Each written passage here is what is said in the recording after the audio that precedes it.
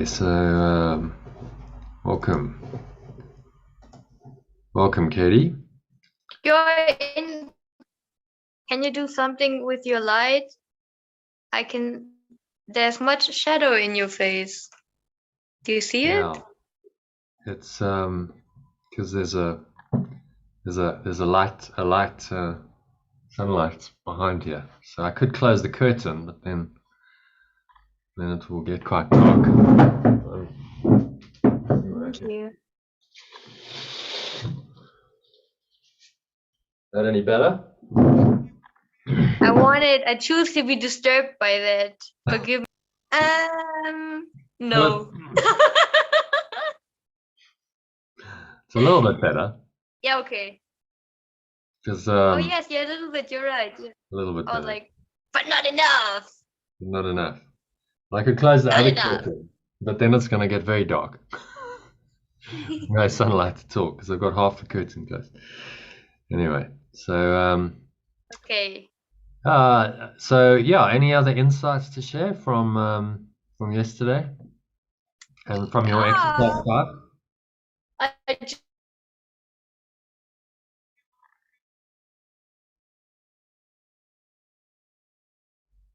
I can take my, just float everything.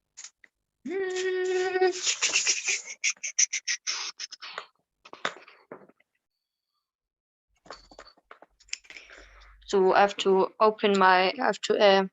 turn on my laptop. Just writing down. And from where do you got that exercise? Is it from David Hoffmeister? No. I did a workshop about 13 years ago, and the guy did a number of these kinds of transformational exercises, and so he'd learned it. I've subsequently done it in another workshop, so it's the same kind of modality. It actually came from something called EST training, which was in the 1970s. I'll share my screen and I'll show you. This might be interesting for you. So yeah, Gary Renard was doing that EST too. Yeah. EST. So you read, that's right, Gary Renard. Yes. So Erhard Seminars training. So it was this guy called Erhard. Organization founded by Werner Erhard in 1971. It offered a 2-weekend course. That sounds German. I think he was German, yeah, Werner Erhard, but he was in the States. German. He was German, but he lived in the US, and he practiced this in the US.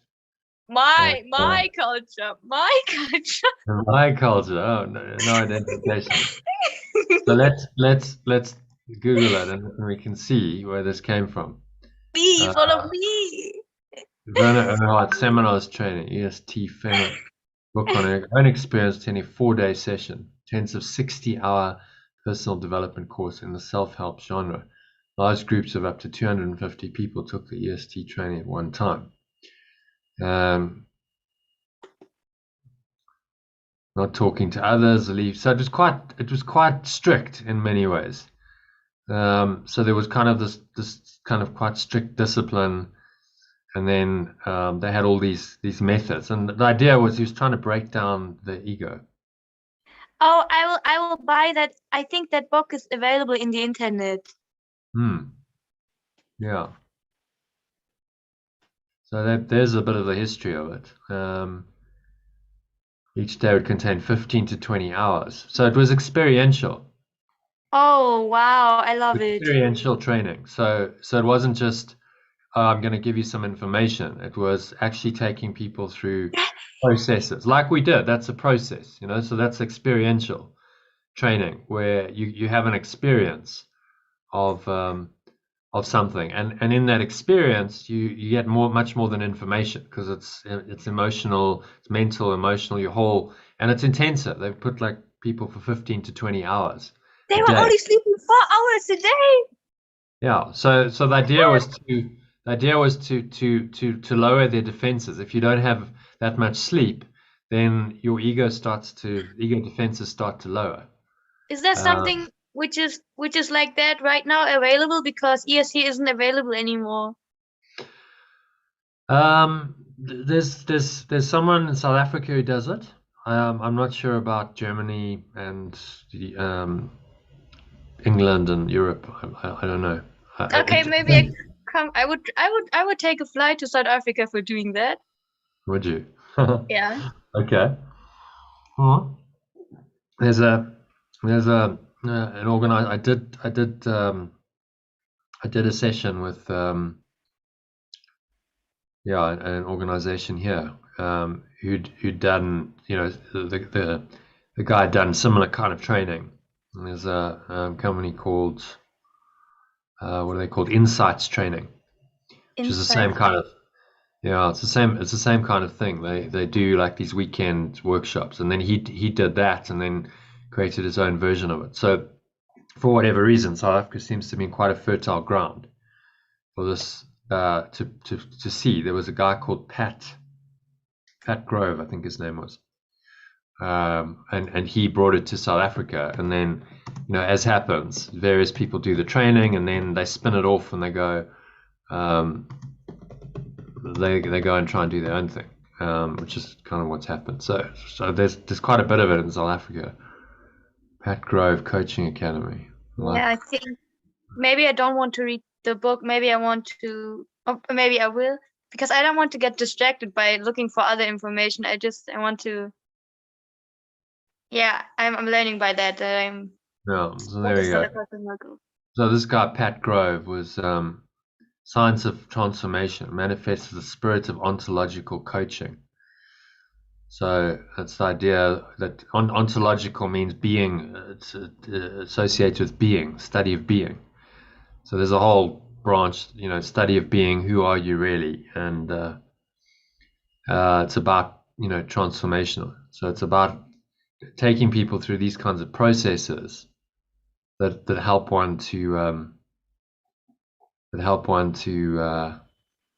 there he is. He's still alive. I've never met the guy, but looks like he's still entirely different. Magician of Transformation, since 1969, public and corporate training programs and ontological coaching.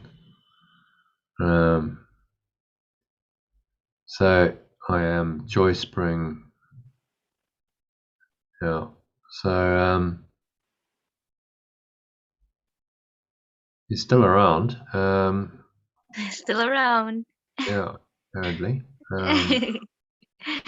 Must be getting on now, since 1969. So he's been doing this for 50 odd years, which means he must be in his 70s, one would imagine. Oh. So yeah, so South Africa, there's quite a lot of this. I think he did the EST training. I think that was, so he went over to the US, did it, and then brought it here, and started these courses here. Not the new boy on the block like The Secret, taking people way beyond The Secret since 1969. It's widely acclaimed. Okay, you can see this is an old website because they're still talking about The Secret, which is ancient news. But anyway, so that's a bit of the history of it. And there's an organization here who do it. I think they were doing it every month. I'm not sure if they do post COVID and everything, if they're doing it every month. But I did a session with them, which was useful. It's quite transformational. But it's experiential. You can't. I suppose technically you could replicate it online, technically, but I think that works, because must, because I have one friend, she's also going with the mystical path, and we are just on phone. When I go with her in silence, within seconds, I got to a place of stillness, and I feel something is changing in me. And I have this also within a Course in Miracles friend, and also on Zoom, there was a Course in Miracles student. He was so peaceful in his mind. I had problems to think about problems. I wanted to ask him something. I wanted to talk with him about problems. I said, I wanted to talk with him about problems, but right now it's not possible for me. And he said, okay, keep with that. So I think that's possible. Yeah, it's just the facilitation. The idea is that everyone's in a room and they can't leave. Okay, And so, you're right. That's the thing. so you see what I mean? It's the physical nature of it. Yeah, that's right. You're right. If you're doing that kind of intensity, to get people to show up and stay rooted in their chairs for, it's like, and do all these processes. Well, maybe, I mean, I'm not sure anyone's tried it. Technically, it's possible. But the part of the thing that makes it work is you go into seclusion for the weekend. It's like, okay, you're doing the weekend. Ideally, you do it away on a retreat, so you'd be staying away from normal environment. Yeah, right. we traveled there, but you travel there at like, finish at like 12, 1 o'clock, and then go home, get a few hours sleep, and come back at like 9 the next morning, and then start again, or 8. Okay. I can't remember. And then you're physically there the whole day. It's like, okay, you're not going anywhere, and your phones are not on, and etc. So, and then it's processing in person. So you're taking people through, all these processes. So I thought about, like, okay, maybe I could do it. Maybe I could do it online. It's possible, I guess, technically, to duplicate those processes, but I haven't. Yeah, I mean, I only got so much time, so I'm like, okay, well, I've got a 6-week program, so it's spread over 6 weeks, and quite a few of the processes are in the 6 weeks. Yeah, so I just need someone who's already done it and is willing to do it with me again. I will pay him some money, so he will stay with me on Zoom for 20 hours. Yeah. For 2 days. That's it. I'll think about putting something together on Zoom, but it's quite a lot of work to put together anything. So, because I could run it. I mean, I know the processes. I've been through it a couple of times. But it's a whole different thing from, it's a whole different business, really. Not different business. It's related. It's related to this, but it's not a 6-week course. It's a 24-hour, it's a 48-hour or 72-hour, intensive online retreat, which then needs its own website, its own, marketing. It's okay, so this is what this is. This is how much it's. I could do it. I know how much work it is to set up something like that. It's a serious amount of work. My ego comes up with an answer for my wantings and desires. You can just think this. You can just try it once as a pilot version. Well, you could. Yeah, it's not going to happen anytime soon because I've got too much. I mean, I'm maxed out already doing this course.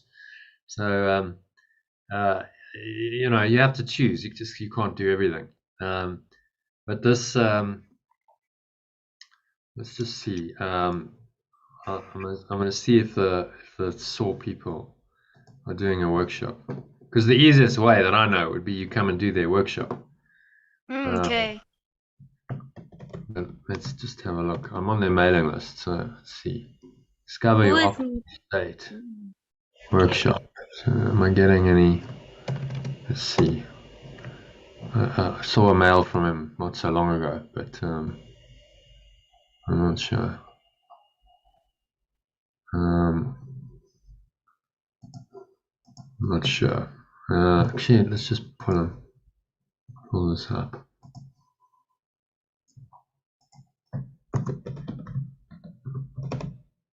It was good stuff. I mean, I referred a few people. It was good training.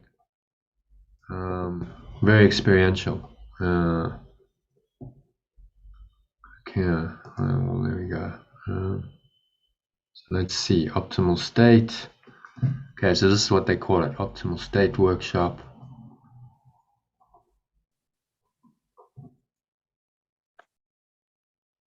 Look now. Yeah, I don't know. Let's have a look.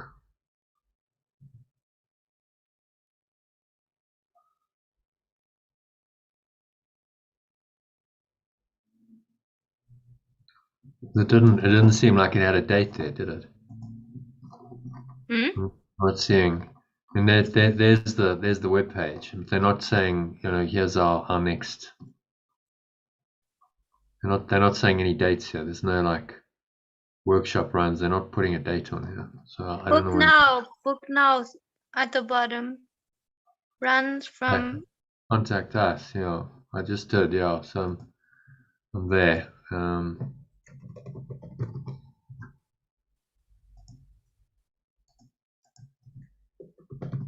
Hello, I'm an Course American student and I'm interested in EST. Please forgive me.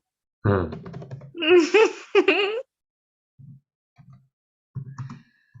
it's transformation.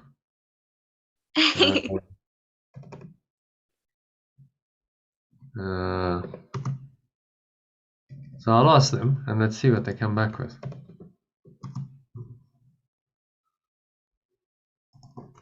And I can let you know. Thank you. All right.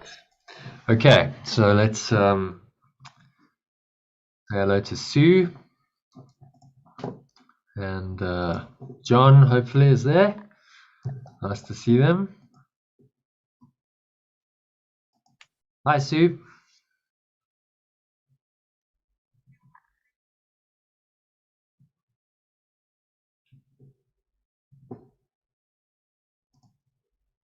And then let's have a look at the lesson today and the quote, and let's go into some practice, shall we?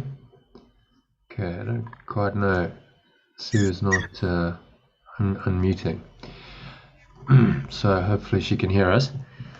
There we go. Hi, Sue. Hi, Jono. Hi, Katie. Nice John's not joining us today. Okay. Otherwise engaged. He is, yeah. Okay. Well, welcome. Nice to see you again. It's been a few days. So, anything to share? Anything to check in on? Yes, actually. I had a migraine yesterday and a really bad headache all day, which I used to get, and then I haven't had one for ages. And I think I was feeling anxious about quite a few things. I realise, yeah, which I haven't had for ages. Okay, so you think it was brought on by the anxiety? Yeah. Yeah, a kind of a sort of subconscious anxiety that I'm not even aware of. When I think about it, there are a few things that I probably am anxious about at the moment. And what happens is I tend to think, oh, well, I'll be fine once this has happened and this has happened and that's happened, these things I'm anxious about. And then those things happen and are over, and then something else comes along to make me feel anxious. Well, that's the anxiety trap, isn't it? Yeah. It's like you're anxious about just in general about the future. And it's kind of, as you say, it's like a low grade kind of just gnawing anxiety of like, well, what's going to happen here? What's going to happen there? And it's actually a way of thinking. Yeah. Which, and I can observe it now, so that's good. I know what's happening. Oh, that is good. Can you let it go? Or does it still linger? I try to let it go. With the migraine, it was difficult. Is that why you didn't do the session yesterday? It's like you had a splitting migraine. Yeah, it was awful. I couldn't put my glasses on or look at a screen or anything. That's gone now. Okay, so well, maybe it's these things are all. It's like a canary in the coal mine, isn't it? It's yeah. So something physical to show you. Okay, look, something needs to be addressed here. Something needs to change. Yeah. And so it's good. If you pay attention to these signs, it's good because it's like, okay, we'll go into the mind and look at where the problem is in the mind. There's a medical model, is typically, oh, well, just fix the problem on the surface level. So you've got a migraine, give you a drug for the migraine, or you've got, something wrong with the body. Well, how can we fix it on the physical level? That's magic. Yeah. Not saying, okay, but hang on, there's a reason for this problem. Things don't just happen for no reason. What's the cause in the mind? Yeah. And there's always a disturbance in the mind, right? Dis-ease. There's always that behind any so-called disease or illness. And so then it can be very helpful. Disease and illness can be very helpful in our awakening, because you go, okay, Yeah. that's showing me there's a problem here. Yeah. I need to be aware of that. This is a projection, as I say today. Like the methodology of the spirit is amazing, because whatever the ego projects outwards, and then we perceive as real, that becomes the symbol of our subconscious separation from God or love. And we projected that out. And now we, in your instance, you saw it as a migraine. Okay, I'm having this terrible pain in my head, in my body, wherever, but that's a projection of the mind. Okay, so let me look at the projection honestly and say, yes, this is my projection, right? I'm making this up. Pain is not of God. Pain is of my own mind, and then it seems to get projected into forms that are real in this world. That's the trickery of the ego, and that's why it's such a hard thought system to get rid of, because it keeps projecting itself out, and then it has an illusion of reality. It seems to be real, as an experience in our minds, but it's not really. But the Holy Spirit's genius is that it's gonna help us to reinterpret that. So we look at the projections. Let's just go back to the integral model and show you this quickly. This is quite a useful diagram. So in this integral model, on the right-hand side, all of this, the exterior quadrants, which are behavioral on the individual level and manifest as systems on the collective level, these are all projections of the mind. And if you observe them as such and you recognize, okay, these are my projections, that's a really helpful pointer back into the mind. Okay, so what's going on here? What's going on in the interior? In my own mind, I can't be responsible for this, because I'm only responsible for my own mind. So really the only point of responsibility is here. Yes, I am responsible for my intentions, my values, thoughts, desires, motivations. This is my inner world, which is pretty much where A Course in Miracles is focused entirely. 99% of the course is there. He's always pointing us to the mind. He'll refer to these kinds of things, behavioral and so on. Occasionally refers to some systems like money and so on. But really these are just pointers to go back into the mind. Say, okay, so what's going on here? Always, what are you thinking? What are you feeling? What are you believing? We watched the Matrix again, and one of the themes that came through so strongly was belief. It was all about, what do you believe? Because what you believe then determines your reality. So the projection of the ego becomes the way in to your mind, and that's the Holy Spirit's genius.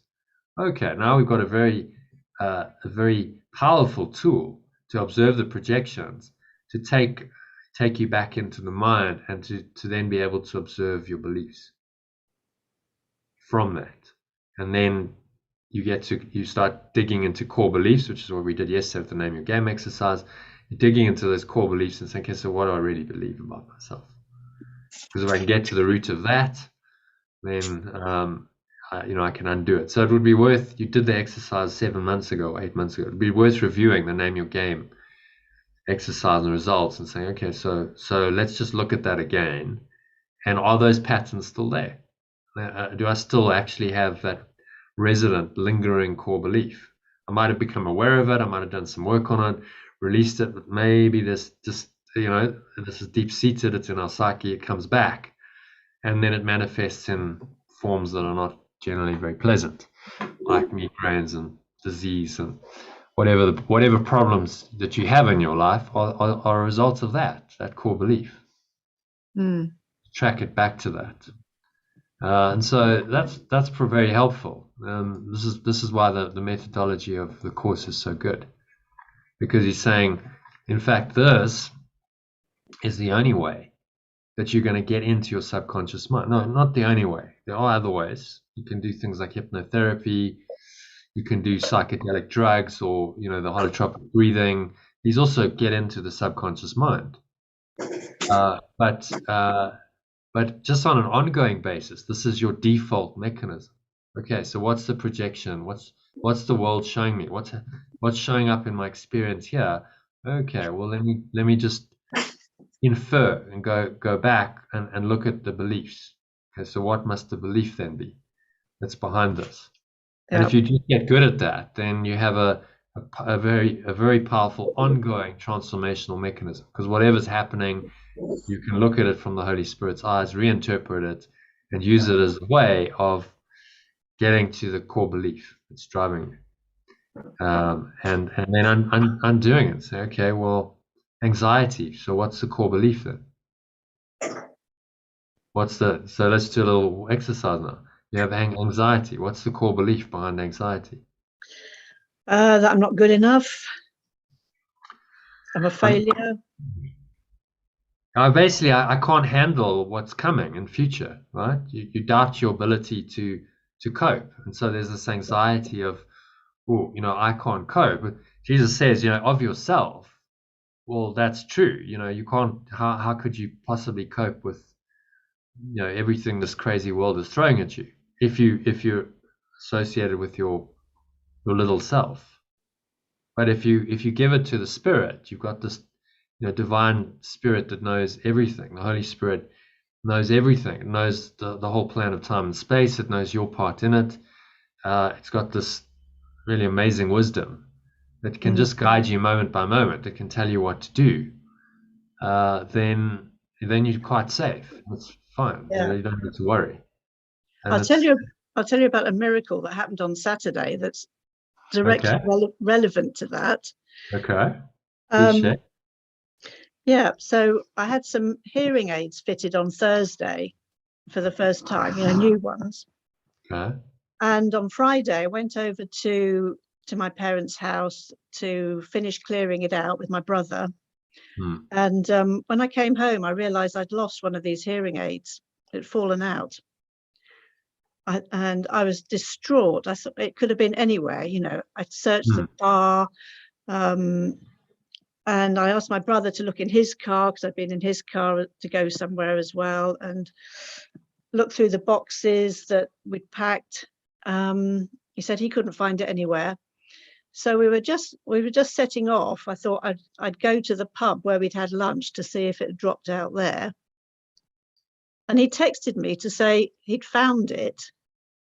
It was in a box that he'd taken to the refuse tip. And was just sorting through it, and it was in there. It had dropped in there.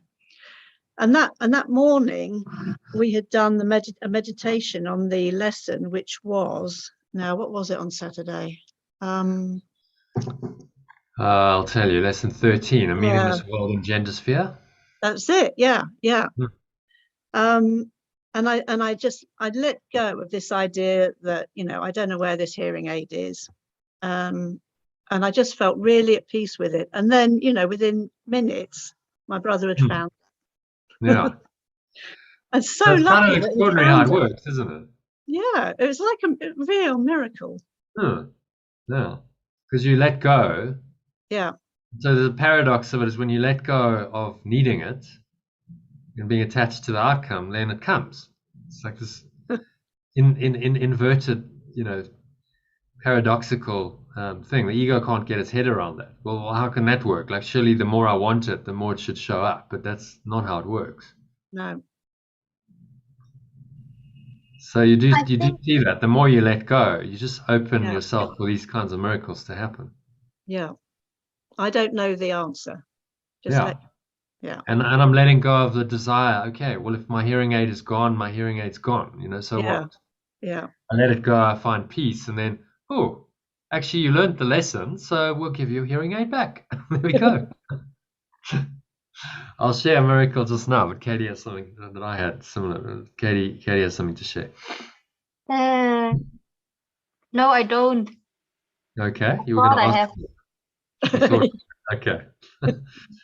My thoughts were just images I've made, so it wasn't really good. Just evaporated.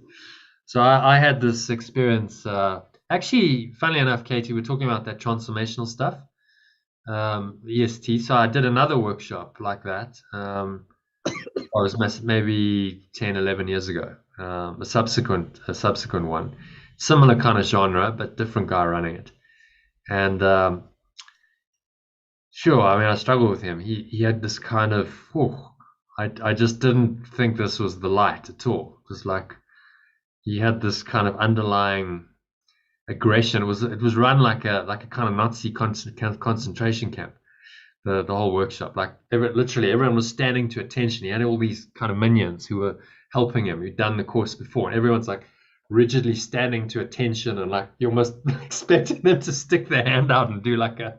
I was like, okay, what is this? It was very kind of strict discipline, and he had a sign on saying master teacher. I'm like, okay, like why would you need to call yourself anything? I'm the master teacher. Like we don't know. Like you're standing there, we can get that you're the teacher, you're the main dude, because you're running the sessions. Anyway, so and he'd been a Course in Miracles student only for 11 years. That's kind of why I said, okay, well I'll do this training. But what he was teaching was absolutely not a Course in Miracles. There was just no way. Very little to do with the Course in Miracles.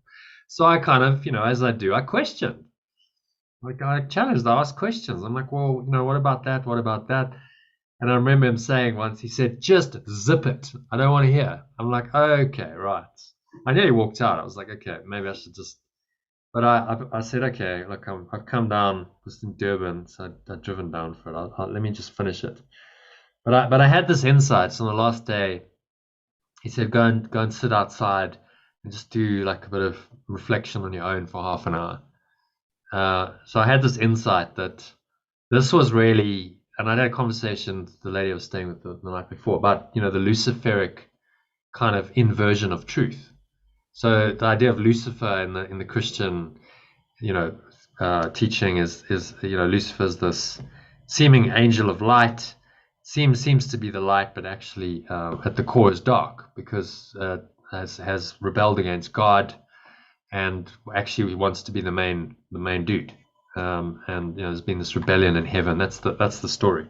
So appearing to be light, fooling people, seducing people, but actually at the core, darkness. So I did this meditation. I kind of got this. I was like, okay, this is actually Luciferic. This guy's pretending to be the light and about transformation, but actually the core of it is quite dark, and I really felt that. And I was like, okay, well, if this insight is true, then give me a sign. I was in that stage of really asking for guidance consciously.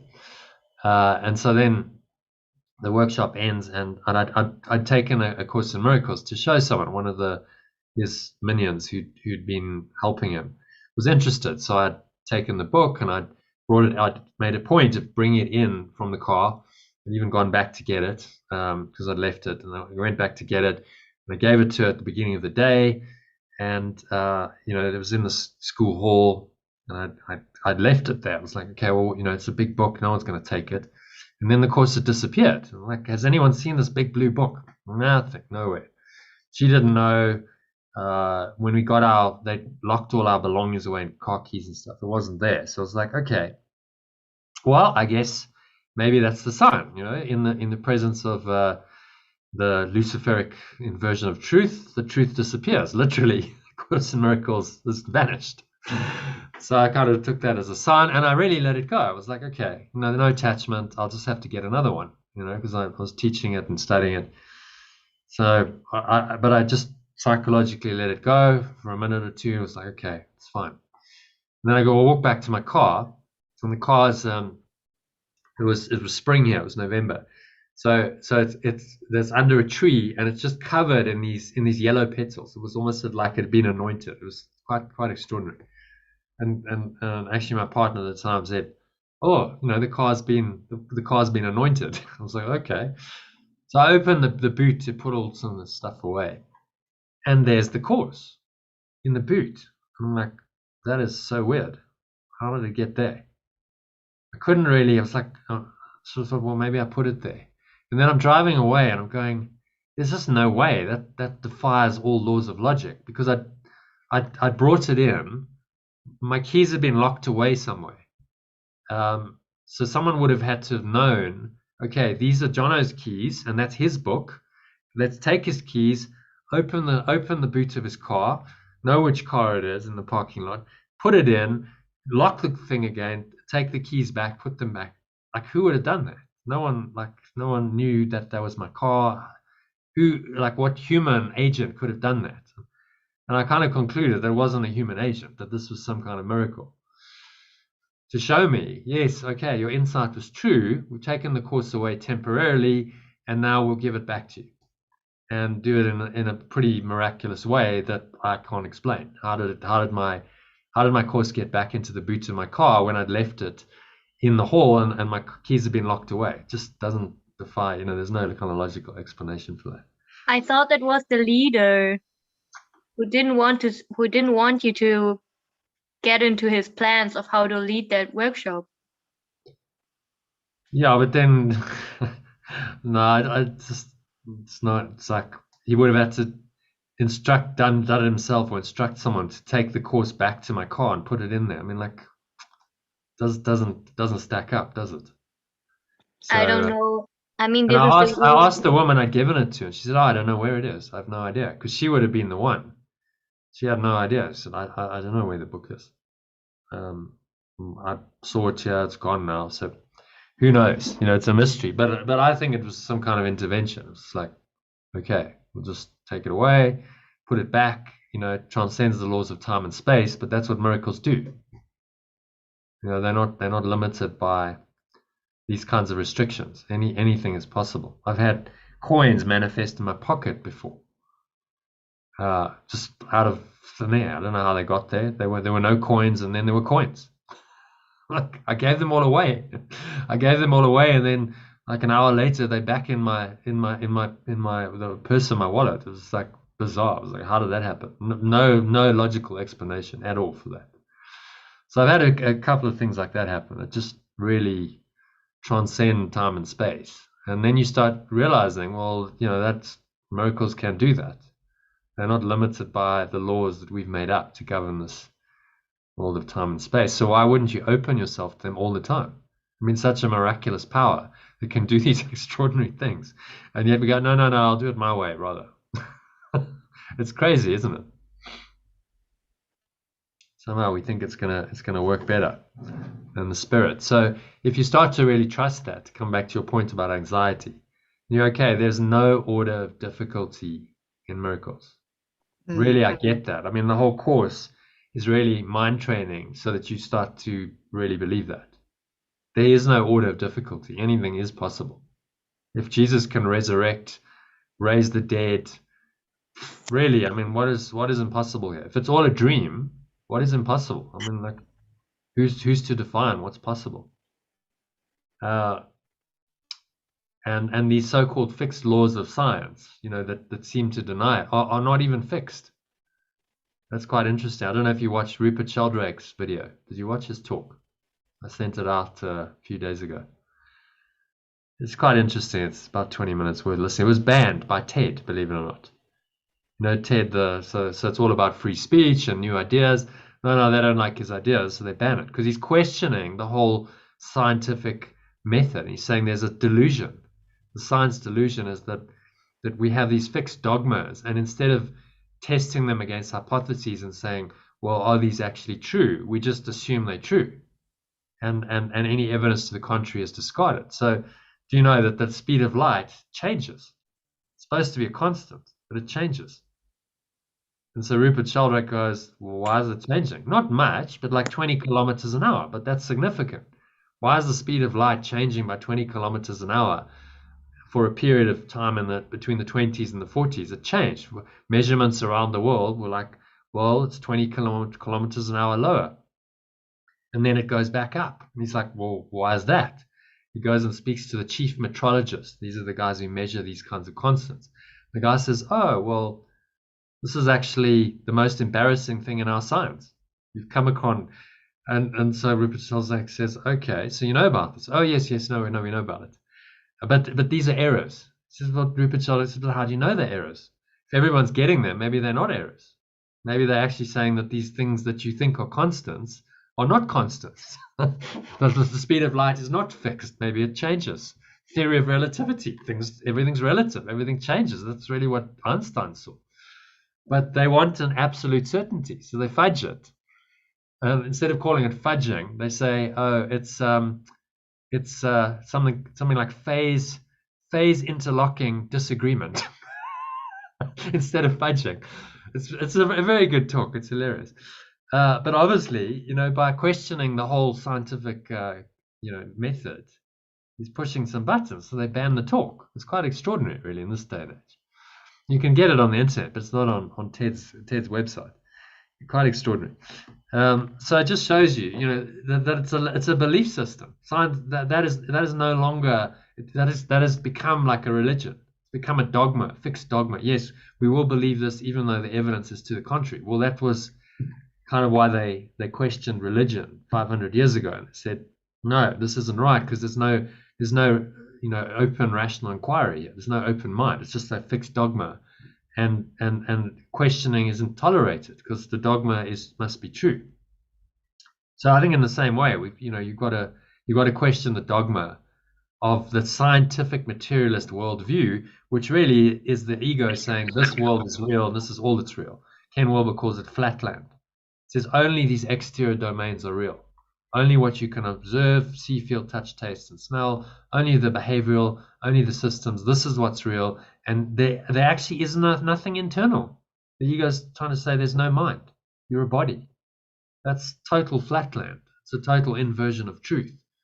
And you have to, question it at every turn. Whenever you see these beliefs showing up in your mind, saying no, this isn't true.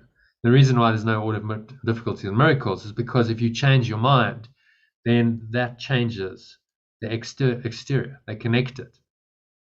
So this is a miraculous, because it's changing the mind, the individual intention, seemingly individual in your mind, and then that must affect behavior. It also affects culture, and it ripples into systems.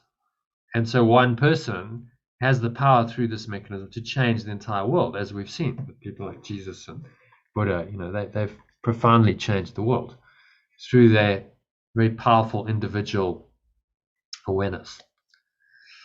Okay, so that's a little bit of a review on that. And thank you for sharing the story. Okay. It's always nice to hear miracle stories, because it's proof that it works. Please, will you share it on the group? Yep. Yeah, post something about it, because it's always nice to share, and then other people get inspired, and maybe they'll share some of their miracles. Okay, I don't know if that's a miracle what I experienced. Yeah, I was I sent all these applications for the practical training as an occupational therapist.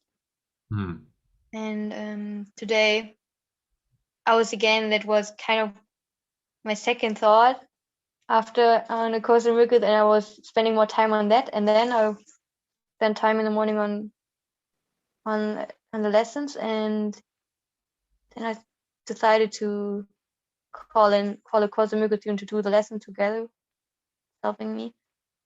Okay. And we were doing the lesson, and we were talking, and she told me about the miraculous ways how someone came into her life. She was running a coffee shop, and then someone came to her and said, "Oh, you have something about you, like I think you're a healer." And he was offering here to do a practical training in healing craniosacral. And she didn't. He was like, I want you to have you're in the group, and you don't have to pay any money. You just want to have you there. Okay. And it's Interesting. like, I think it's yeah, €1,000 or more than €1,000. That's how Mm, much. And he mm, was like, I want you to have you there because you have this presence. mm, And people were coming to the coffee shop, and she was doing it all on how to say, when donation. mm, Yeah, and I mm, thought, wow, this is how it works when. mm. And I was talking with her about occupational therapy, and then she said, "Oh, I know what to call the milk, because she's actually working in that field. I can give you her number." Okay. So that's how you connected. Yeah, she didn't. She will talk with her today. It happened today, Mm, and then I can connect with her. And because first I thought about going to the place where I was doing my practical training and talk with them, and I was like, how do I talk with him? I don't know where to start, and how do I this and how do I that, and blah blah blah blah. And I was like, no, don't do that. I would just not call this friend. And then she came up with, here, I actually know someone who's doing a course in miracles and occupational therapy. mm. So Yeah. all the thoughts I had about how to do it Mm, was like waste of time. mm. It was just shown to you when you needed it. Yes, Mm, I think it, because I was relaxing, and I thought, okay, maybe on the other way I will get the answer I need. Maybe it's not that I need to go to that place. mm, mm. Such a waste of time. Yeah. Yeah. Yeah. And so, this is a tool. He's trying to train us to really just let go and let God. That's what this whole training is about. We go to the end of the workbook. Let me just duplicate this. It's always, worth looking at this final lesson, because he says this is where he's leaving us. Lesson 365. Maybe, Katie, will you read that for us? Mm-hmm. This holy instant would I give to you. Be you in charge, for I would follow you, certain that your direction gives me peace. Also the next. Yeah. And You can read the rest of it. mhm. And if I need a word to help me, he will give it to me. If I need a thought, that he will also give. And if I need but stillness and a tranquil mind, tranquil open mind, these are the gifts I will receive of him. He is in charge of by my request, and he will hear and answer me, because he speaks for God, my Father, and his Holy Son.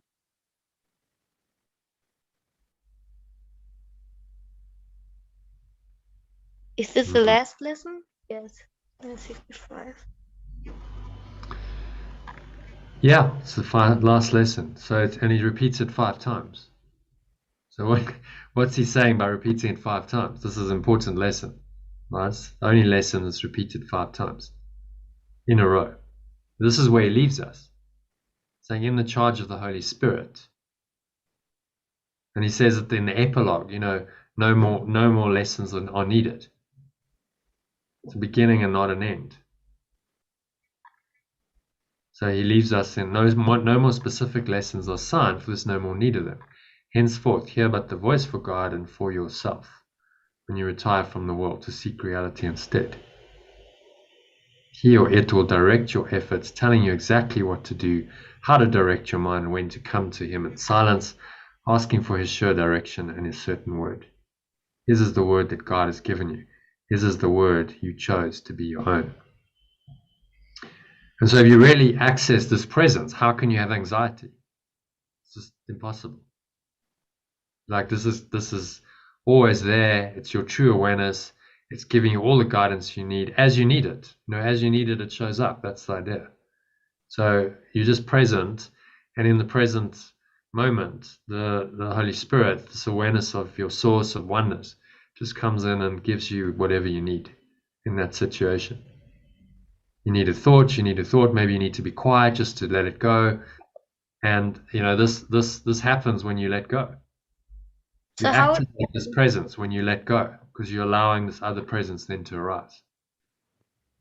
Can we reflect on the situation I explained, because I can see still doubt is like trying to creep in. Yeah.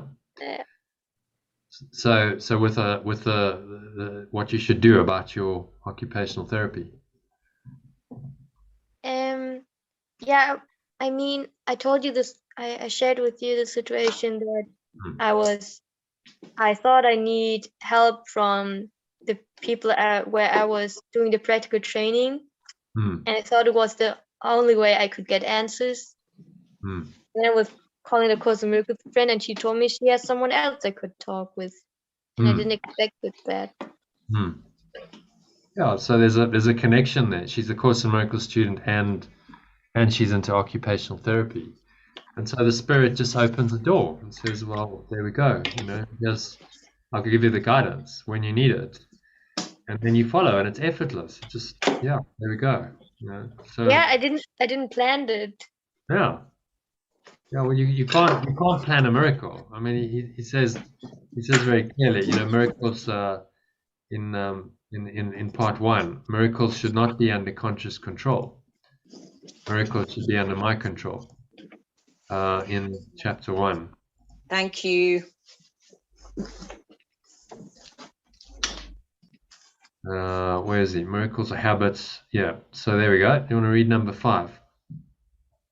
Miracles are habits and should be involuntary. They shouldn't be under conscious control. Consciously selected miracles can be misguided. So in other words, if you're trying to do it, then it's probably the ego in charge, and that can be misguided. It's magic. You're trying to make something happen in this external domain because you think you want the outcome.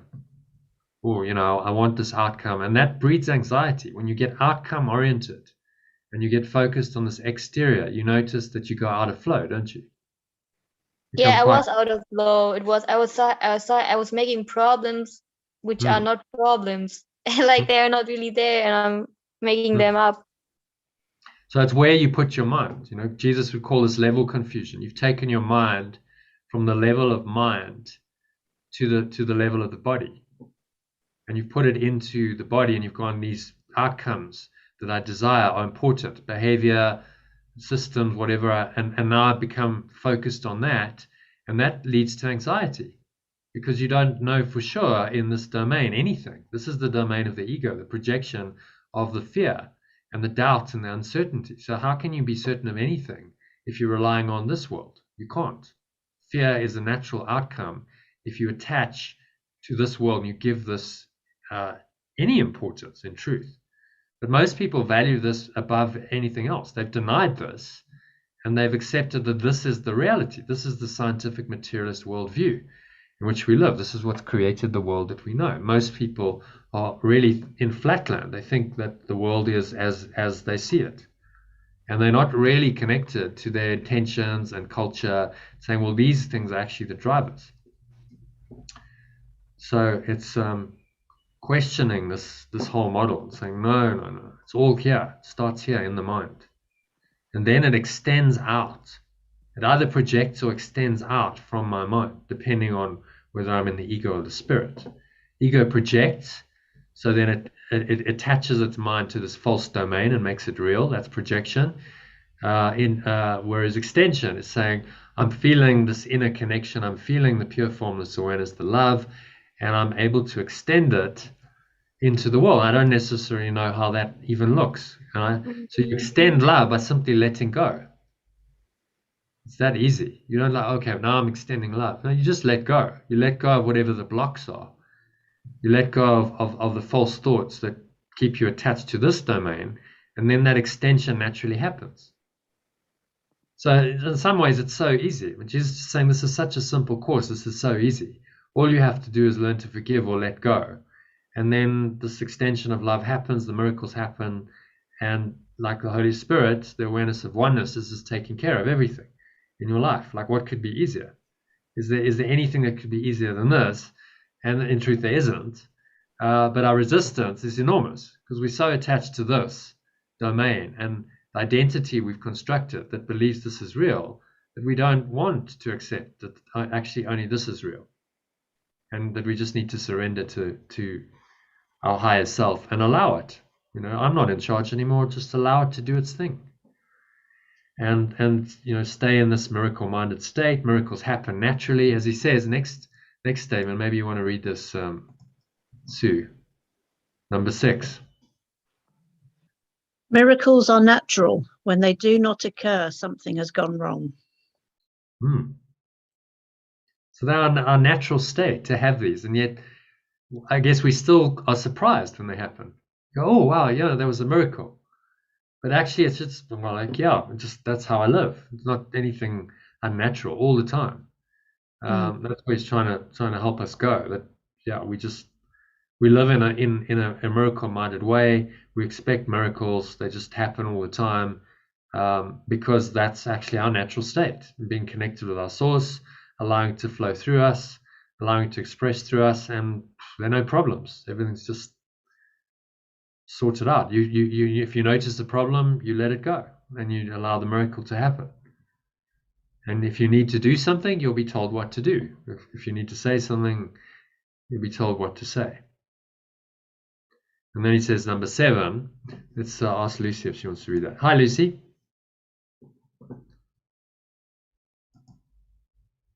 Don't know if she's around. She's listening anyway. I'm here. Sorry, I couldn't unmute. Okay. How are you? Oh, grumpy today. Really grumpy. Okay. You got a fallout from yesterday's exercise.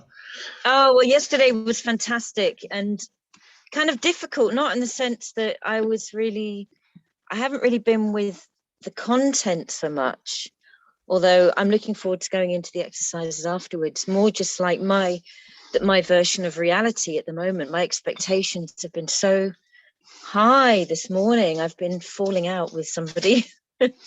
Right. Like it should have been like this or like this, it should be different somehow.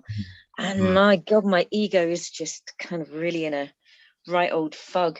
And I bumped into Iona and she was going, I'm really cross today. So the Seaview Caravan Park is a little area of, there's a wee crossness going on and we're laughing about it, but also going, oh God, the ego. Yeah, doesn't go away easily, does it?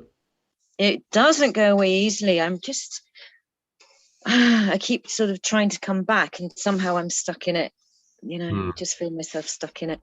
So this is a good lesson. Yeah, well, we'll do some practice of the lesson just now. So just read number 7 if you can. Miracles are everyone's right. Miracles are everyone's right, but purification is necessary first. It's about yesterday was purification. That's what we're doing. Yeah. And as you purify, what happens is all the impurities come to the surface. That's how it works. And then it's like, oh, I'm feeling, all crusty because it's surface stuff, and it comes up in your mind, and then you notice these beliefs, and then it might manifest in a conflict, and you're like, oh, because it's all got to come up to the light of conscious awareness to be looked at and released. And that's why this is a difficult process. The theory is simple. Yes, just let go of whatever's not you, cut it away, and you reveal your true self. Theoretically very simple. But to actually do that and let go of these very deep-seated egoic thoughts and emotions, which you think are you. See, this is the problem. We think that this is us. We've defined ourselves like, no, this is me. Okay, so this is me. There I am. I'm in the box. And I've defined myself. And now actually I've got to learn that actually, no, that's just not me at all. It was all untrue. And the whole image that I constructed of myself, right, that self-image in here is false. And that's led to all kinds of dysfunctional false patterns of behavior that are not serving me. So I have to deconstruct the image, which leads us quite nicely into today's lesson because it's all about images. So do you want to read the first paragraph for us? Yeah. A minute. So this is 15.1, yeah? Yes. Yeah. Okay. And the key idea, my thoughts are images that I've made. Okay. My thoughts are images that I've made. It is because the thoughts you think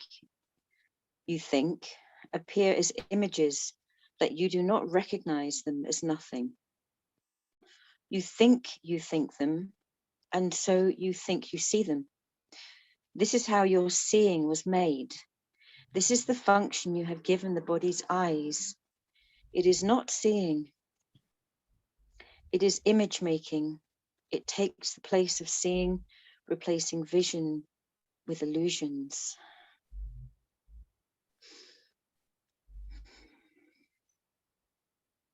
Okay. Mm. Makes sense to you? Mm-hmm. Yeah, that I haven't been using my eyes, my seeing for what it is, which is the Holy Spirit's seeing. That I've had images kind of implanted and placed, or I've kind of taken in images from the world, from conditioning, and therefore I don't recognize what I see as nothing. I recognize it as something. I give it identity and emotion and weight. Meaning. We give it meaning. I give it meaning.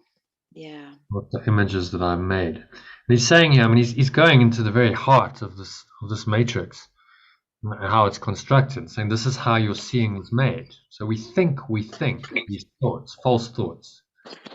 To go back to our descent into hell, we think these thoughts, so we think there's the separation going on. And then we project those thoughts outwards.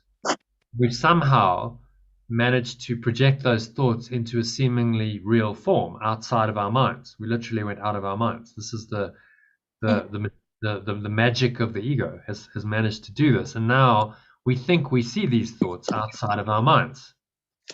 And so the whole process of seeing and any sense perceptions is false because it's based on the projection of a false thought outwards. So this is what he's trying to say in the lesson. See? And so then we perceive. So now we're in this domain, and we've projected on one level of our mind. We forgot we've projected, so it all seems to be real. And then we perceive these images that we've made as real. And that's how we construct a reality out of nothing. False thoughts create projected illusions. We then perceive them to be true. We then judge them as real. We give them meaning. And now we are locked into our own self-created reality. And we have the mechanisms, the body's eyes and ears and all the senses that tell us that these things are real. But as Morpheus said to Neo, he said, how do you know that this is real? What is real? How do you define real? Electrical impulses to your brain, your brain-body mechanism interprets these so-called signals from outside of you, but maybe they're not even outside. This is all happening in a closed-loop system. You're projecting it on one level of your mind, and you're perceiving it on another, and you're thinking that whole process is real. And he's going, but how that's not real. You're hallucinating. It's a self-created dream world that you've got yourself locked into. And the only way out is to start looking at your thoughts, because the thoughts are what made this. I'm saying these thoughts are just images that I've made up. So everything I see here is a projection. Because what's energy? What is energy?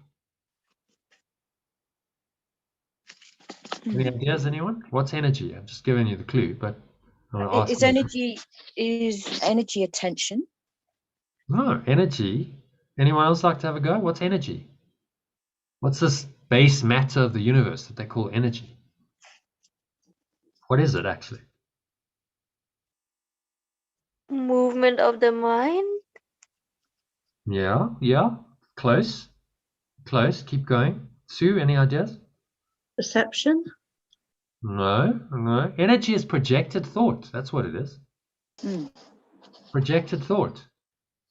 So somehow the ego has given itself this amazing ability to project its thoughts outwards and seemingly make them real in form, crystallized thought. And that's all it is. As Rupert Sheldrake says, well, science is based on the one free miracle. Oh, well, out of nothing, something pops into existence. All energy suddenly pops into existence from nothing in this Big Bang moment. And then from there, we'll take it. We'll explain how this works. But they have no idea how that happened. Well, where did all the energy come from? Well, it's thought. That's what it is. What else could it be?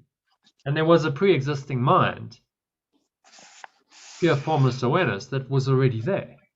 Right? So this bundle of thoughts that came from the separation that gets projected out is then energy. So that's how this all came into being, just projected thought. There's no any explanation. There's no other explanation.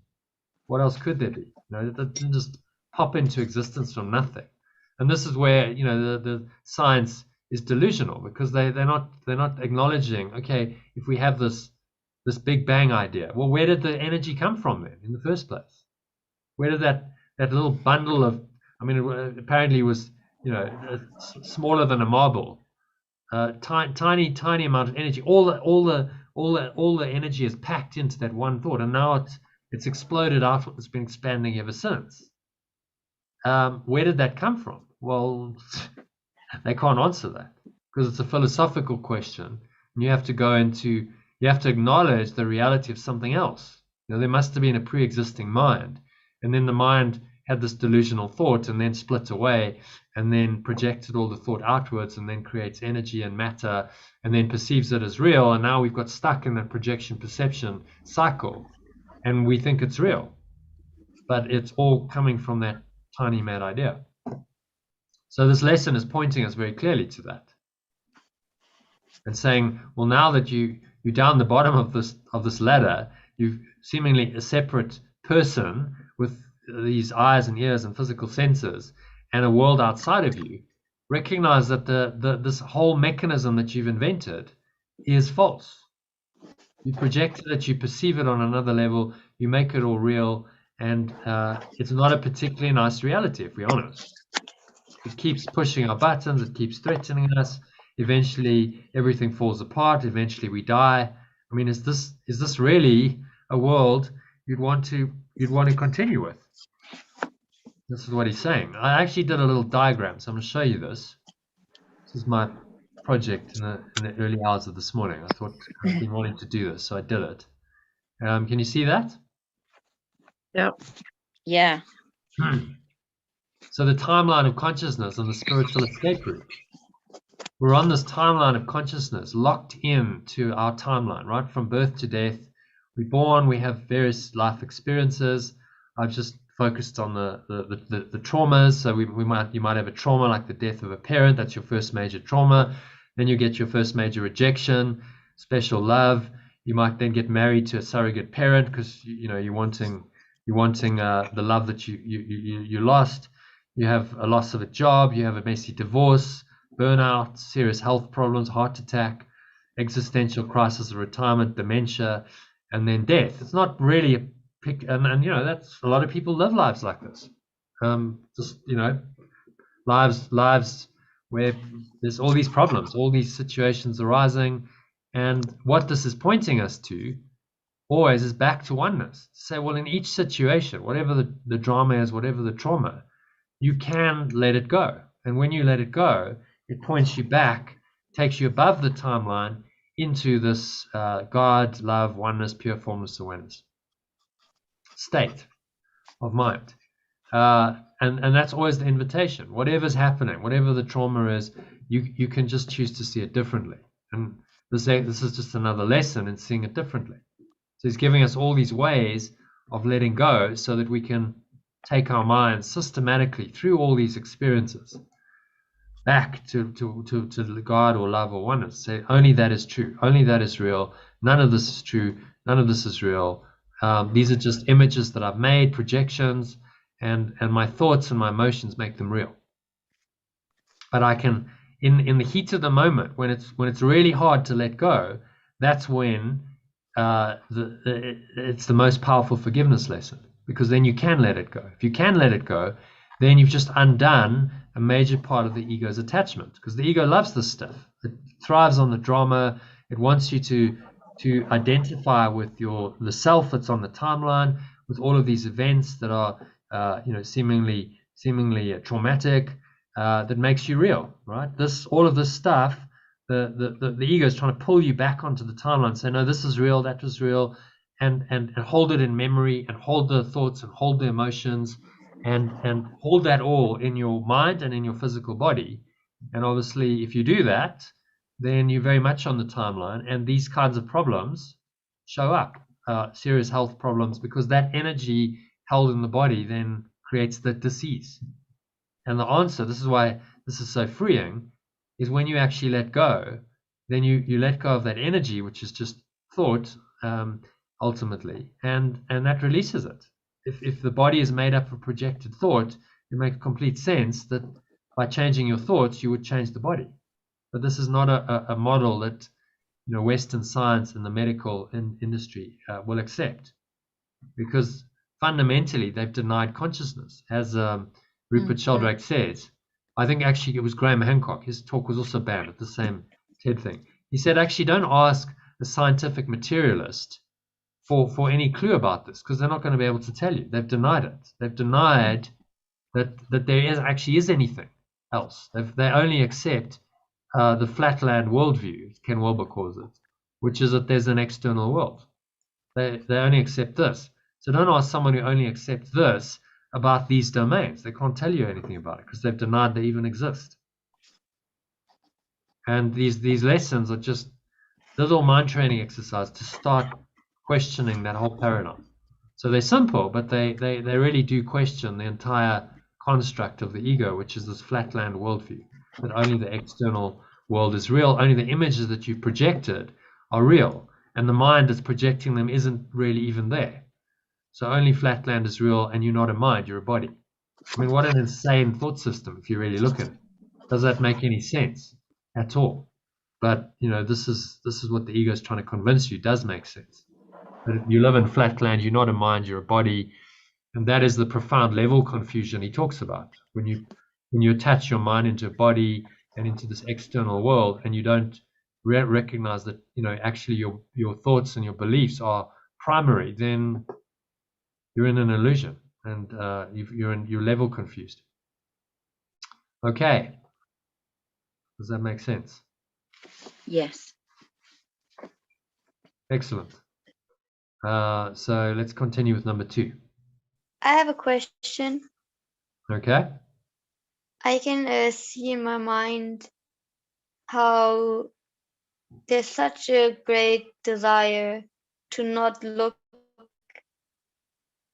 at the love I feel for God and how great the loss is. I feel it's like there's a temptation to not want to be conscious about how deeply I feel lost. Because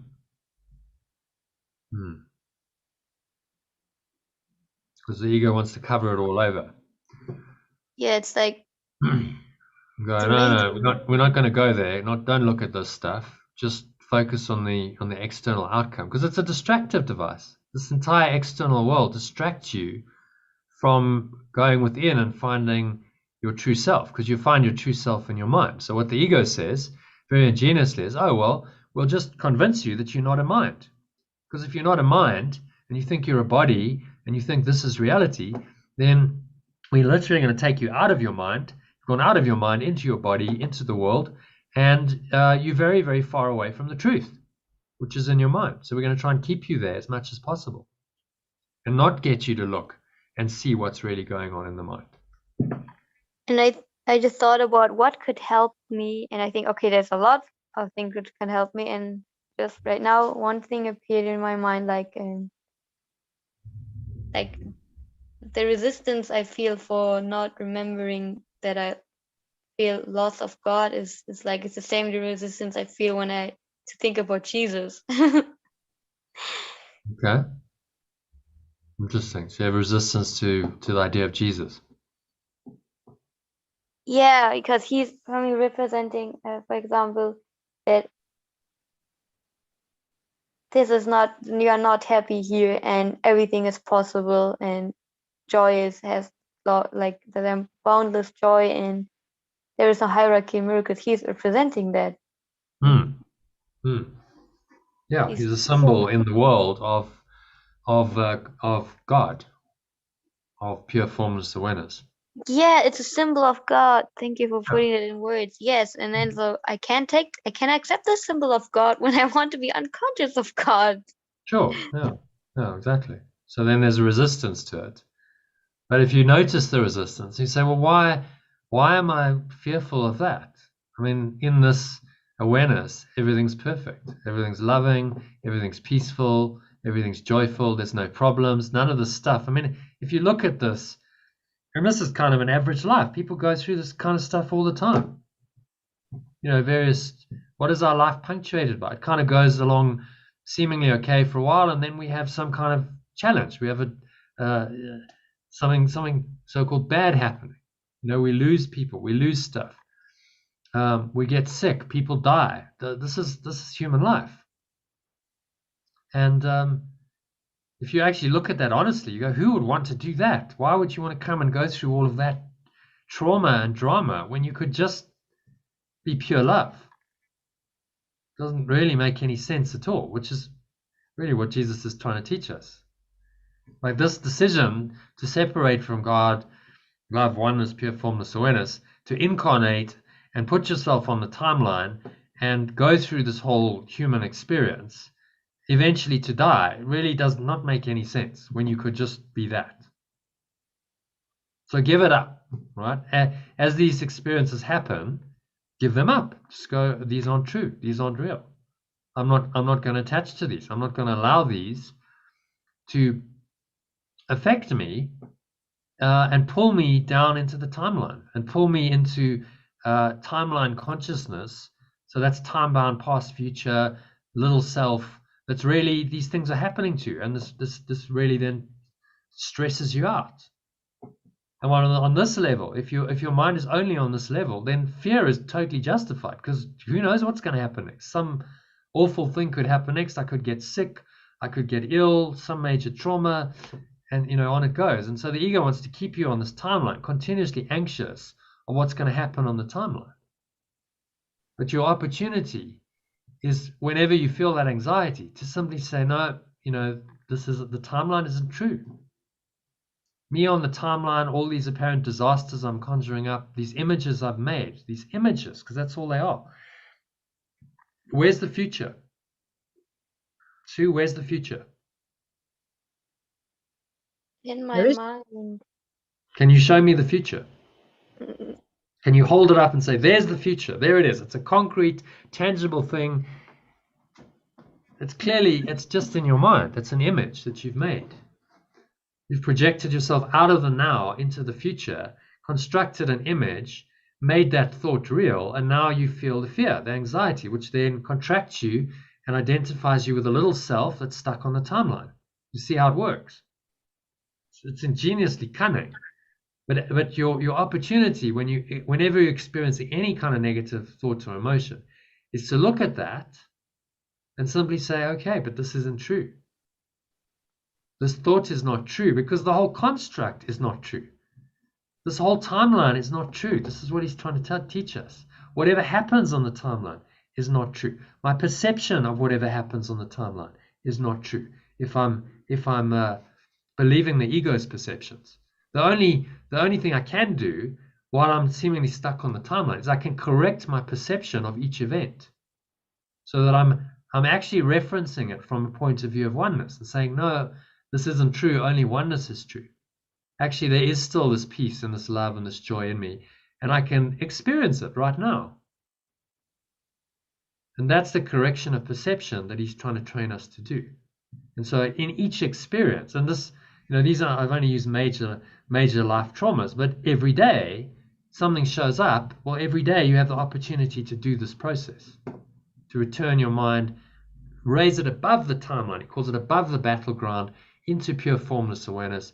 Each time you have some kind of difficulty, some kind of difficult thoughts or emotion, you have the opportunity for a miracle, to raise your mind up above the battleground, restore your mind to peace, to experience that peace. And obviously, the more you do that, the more you're training your mind that this is who you are. This is what your mind is. This is its identity. And it's not you're not identified with the timeline anymore, and this lower domain of the ego, which is the only way out. There's no other way to do this. And these exercises, just practice this. Every time you practice an exercise and you look at your thoughts and you let them go, you're practicing this. It's like the being lifted out. Think of it as the helicopter, right? You're deep in a flood. You're drowning, and it's like, okay, well, the helicopter is going to come and lift you out and pull you above that whole thing and fly you out of it. And that's what the Spirit is doing. That's the offer. It's available, but you have to do the process of letting go of forgiveness to allow that to happen. So that's your job in this. Okay, yes, I need to be willing to let go of my mental and emotional attachment to these events and to the past and my whole story and my interpretations, everything on this timeline. I've got to drop all of that because it's not serving me. Actually, what's serving me is to take my mind back there and to find this love and this peace and this joy in each moment. And that's not to say that you're not going to get tested. Of course you're going to. Like, these things are going to test you, but then you have a way out. Jesus is giving you a problem-solving technique for all of the situations that life can present you with that cannot fail. Letting go of forgiveness, authentic letting go of forgiveness, cannot fail. It will always work, always, if you're willing to do it. But we have resistance. The resistance is the ego wants to keep you on the timeline, stop you letting go, keep your mind attached to this from birth to death, and ultimately kill you. This is its plan. When you lay it out like this, that's why I wanted to draw in diagrammatic form. It's not really too pretty, is it? This timeline isn't like particularly attractive. Oh yes, I'd like a major trauma there. I'd like an existential crisis, retirement. Oh, I'd like dementia. I'd like, not everyone's going to have exactly these things, but on average, a human life is punctuated by these kinds of situations and events that happen. We have these, traumas and things going on, and that's just how life is here. So then the only question is, okay, well, it's going to happen anyway. You probably will have apparent loss and trauma, so on, but how you perceive it, that you have a choice of.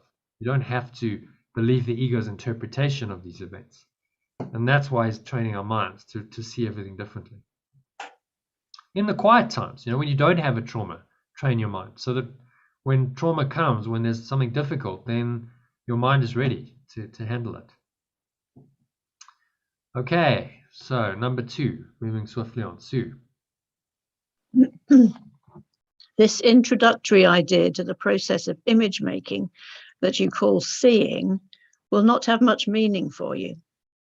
You will begin to understand it when you have seen little edges of light around the same familiar objects which you see now.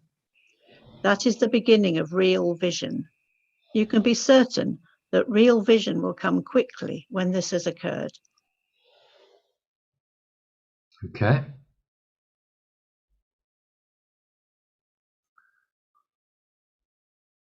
Anything stand out for you there? Well, I've never seen these little edges of light yet. Okay. That's okay if you haven't, but it's very possible to. It's actually quite easy to see them. So I'll give you a little exercise. Right. If you focus on, you've got a window there. Yeah. Okay. Is it kind of a soft light or is it bright light? I've got a soft light one way. So if you look at an object in that soft light and you focus beyond the object, so don't actually focus on the object, just it's like you're looking beyond it. Soften your eyes like that, and then just notice what might pop out from the object. And then you might see a little shimmering white light over it. So you won't see it if you focus on the specific object. You have to look beyond it, which of course this whole makes sense because that's what we're trying to do. Right. Yeah. So you kind of look beyond it. It's quite, if you go outside, just when it's twilight, when it's starting to get dark, that half an hour before the light fades, and you look in that light because it's a soft light, and you look at, say, a tree or something, or you look at a horizon. If you're out in nature and you go, well, you're when you're at your cottage, it might be a good, Yeah. so you could look at the sea, for instance. You go to the cliff's edge and look at the sea. You will see in that light, you should see a shimmering light on top of the sea. Anything living, you'll see it particularly. Yeah, we have seen it Have you? on the horizon. Yeah. Yeah. So there you go. So you've seen these little edges of light. Mm. Which is really interesting because what is that? One wonders. Okay, so what are you actually seeing there? Mm. I think what you're seeing beyond the dream. You're seeing that's a little insight, a little taster of the light beyond, right? You're actually looking beyond form into the light that lies beyond that. Right. A lot of people say, well, it's the aura of the thing. Well, is it really? Or is it actually just seeing into another dimension? You definitely, I mean, that's what he's saying here, these light episodes. You're seeing into another dimension. You're seeing beyond form.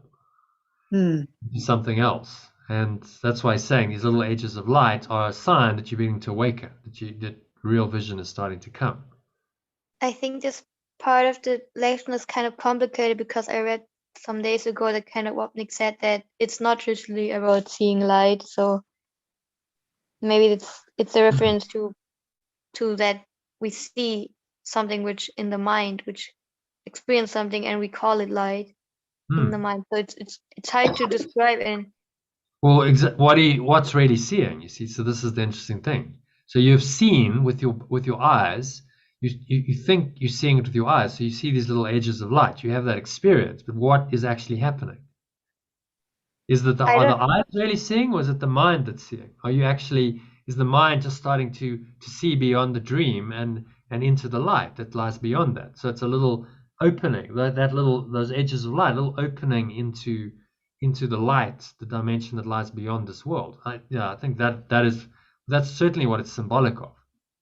I just see when I understand just how I understand kind of what Nick was, to not look for the light we know as light, and try to have an outcome and then want to see it. Because then we are trying to change the form we see. I think that's what I heard. Yeah, well, like don't get attached to this. I mean, what he's saying is this will be some. If you see little edges of light around the same familiar objects, then it's a sign that you're beginning to awaken, right? So it's a sign that your mind is awakening. So don't inverse it. Don't do this again, because this is what the ego always wants you to do. Go into flatland and say, oh no, it's all about seeing that. I need to see that. The edges of light, because that's some kind of desired outcome. He's saying, no, if you're doing this work and you're correcting your mind, then you might see these edges of light, and that's just a natural outcome. It's a natural extension of the mind training that you're doing. Because you're correcting your mind, you're now seeing differently.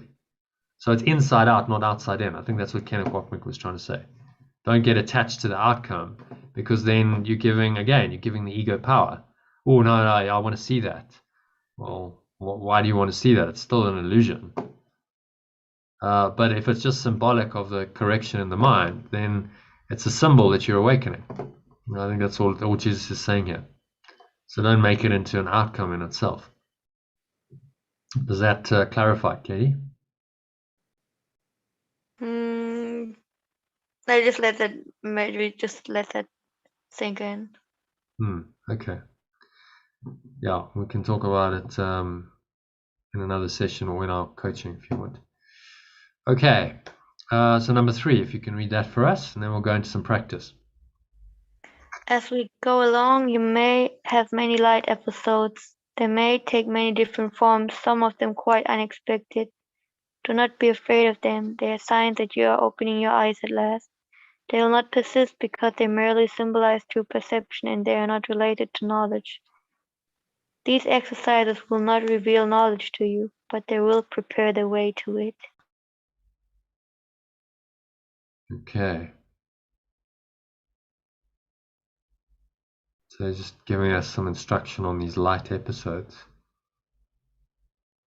If you're having light episodes in whatever form, so you could some people can really see light, and they can go into states that are beyond this world, where there's just light, almost like in the Matrix. The world disappears and Neo's in the construct, and it's just this kind of open space.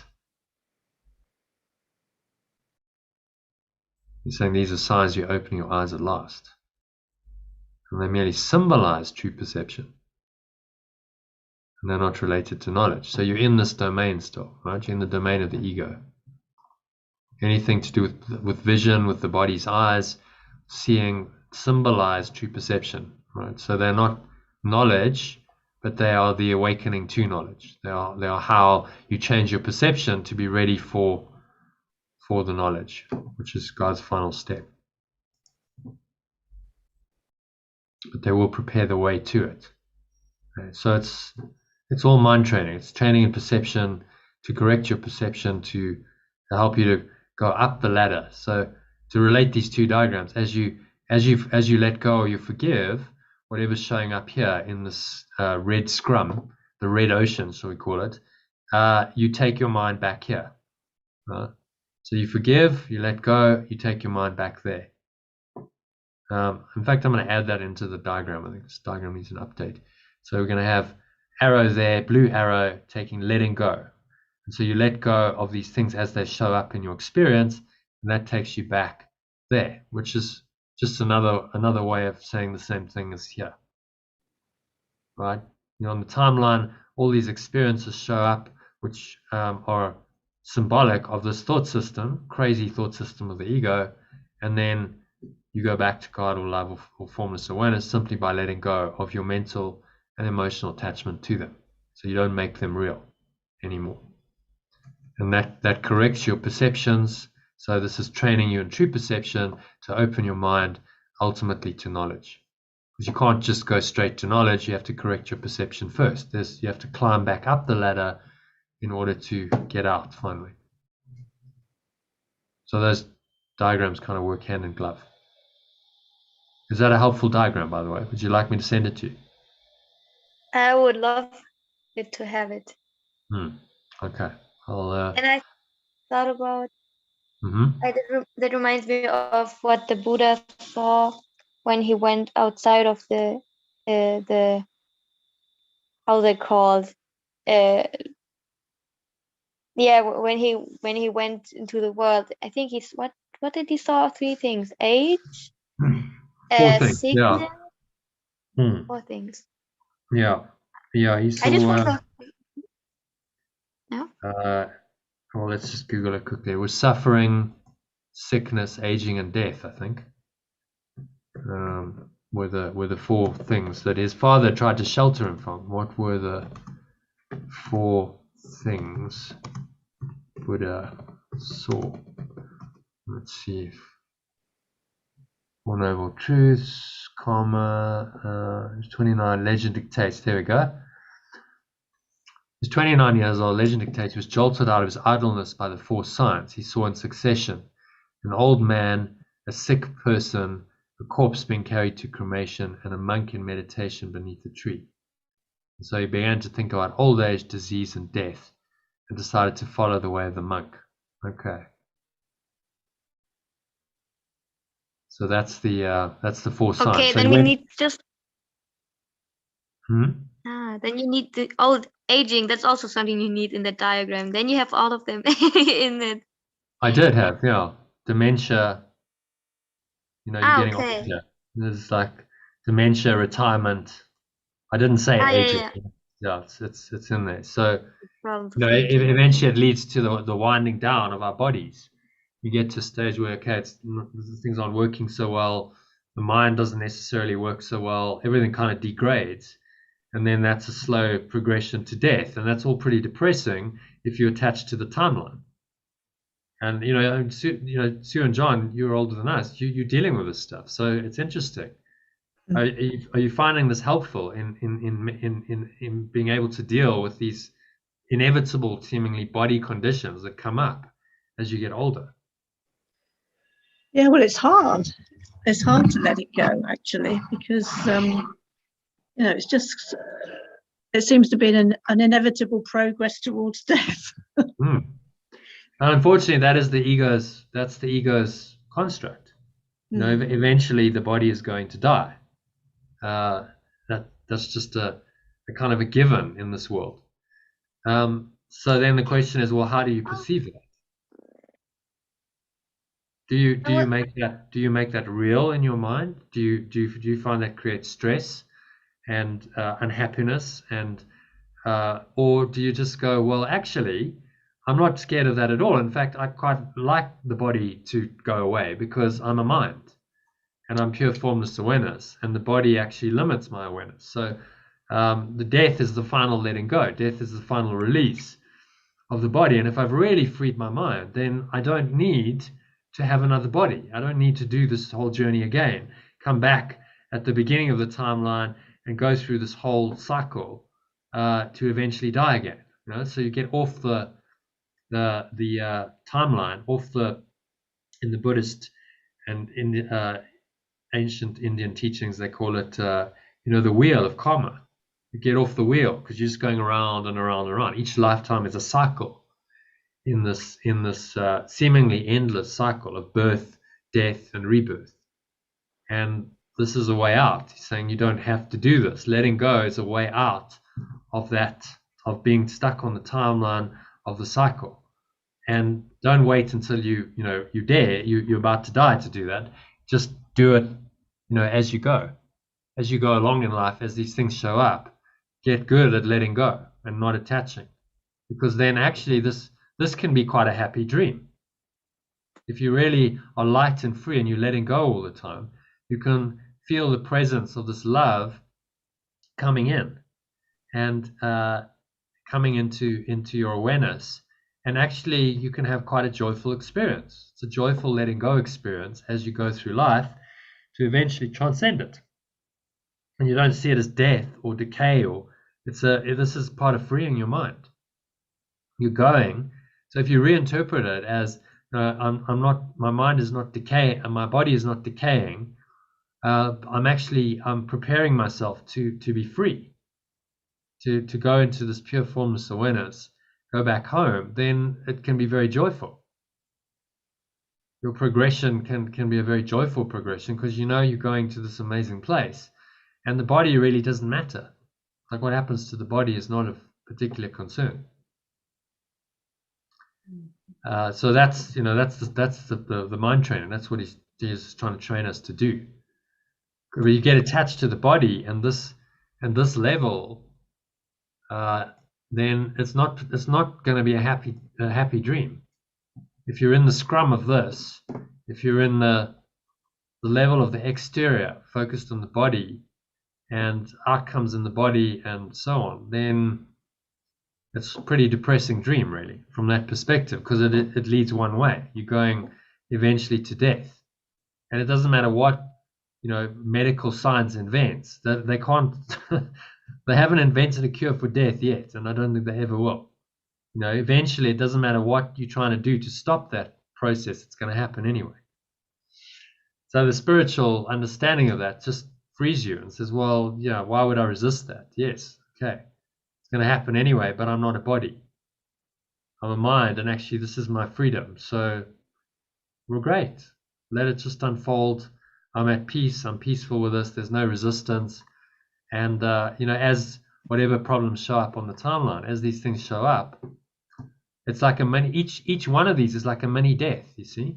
It's like a little death of the ego, preparing yourself for the final letting go, the final laying aside of the body when you go in here. But if you haven't prepared yourself and trained your mind to let go, how are you going to suddenly do it there?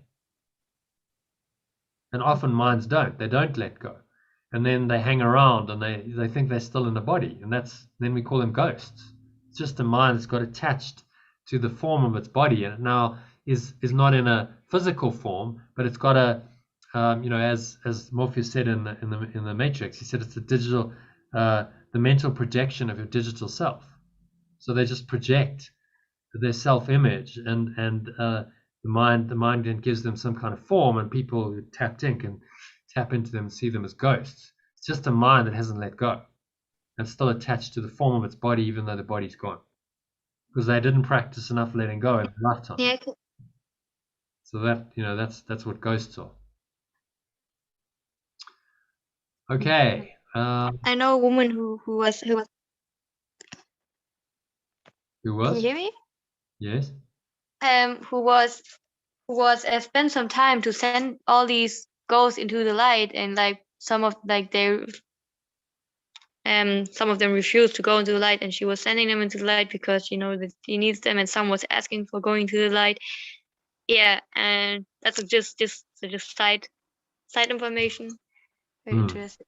I was reading from Dr. Hawkins about aging, and really some interesting stuff there, and it's also about like, so one thing was seeing, so what is my value when it's not my body anymore? It's like, and the body as a creation of the ego for making separation real, and it's also a symbol for change. The body will change. It's not something I can rely on. It's not something unchangeable I can trust on. It's not a foundation because it's changing. And it's like I can see the tendency to get attacked by the body. Stupid body, how can you leave me like that? Yeah. But it's just a projection of your own mind. Yeah. So why get attached to it? So if it's just a projection of the mind and everything's in the mind, then just focus on the mind. This is where your identity lies. This is where everything in truth lies. And the body is not of particular consequence. It can be a useful tool in learning lessons while you're here, in extending love, and this is what Jesus is trying to train us, but don't make it into your reality, because it's not. Making the body into your reality puts you on the timeline, and that timeline is pretty depressing. It's not a particularly happy place to be, because inevitably this is where you're going. In time, the body's going to decay and die. Oh God, that's not a nice thought. If you identify with the body, then it's like, well, I'm going to die. I'm not going to exist anymore. I mean, what a threatening thought. My entire existence is so uncertain. So just seeing this for what it is, and doing the necessary correction, which is letting go. Okay, so I think that brings us to the practice. Shall we do some practice? Take you into a meditation. But I just wonder how Sue and is now feeling when we talked about aging right now. Well, ask her. Sue, you'd like to share anything? Did something change? Did you get some new thoughts? Yeah.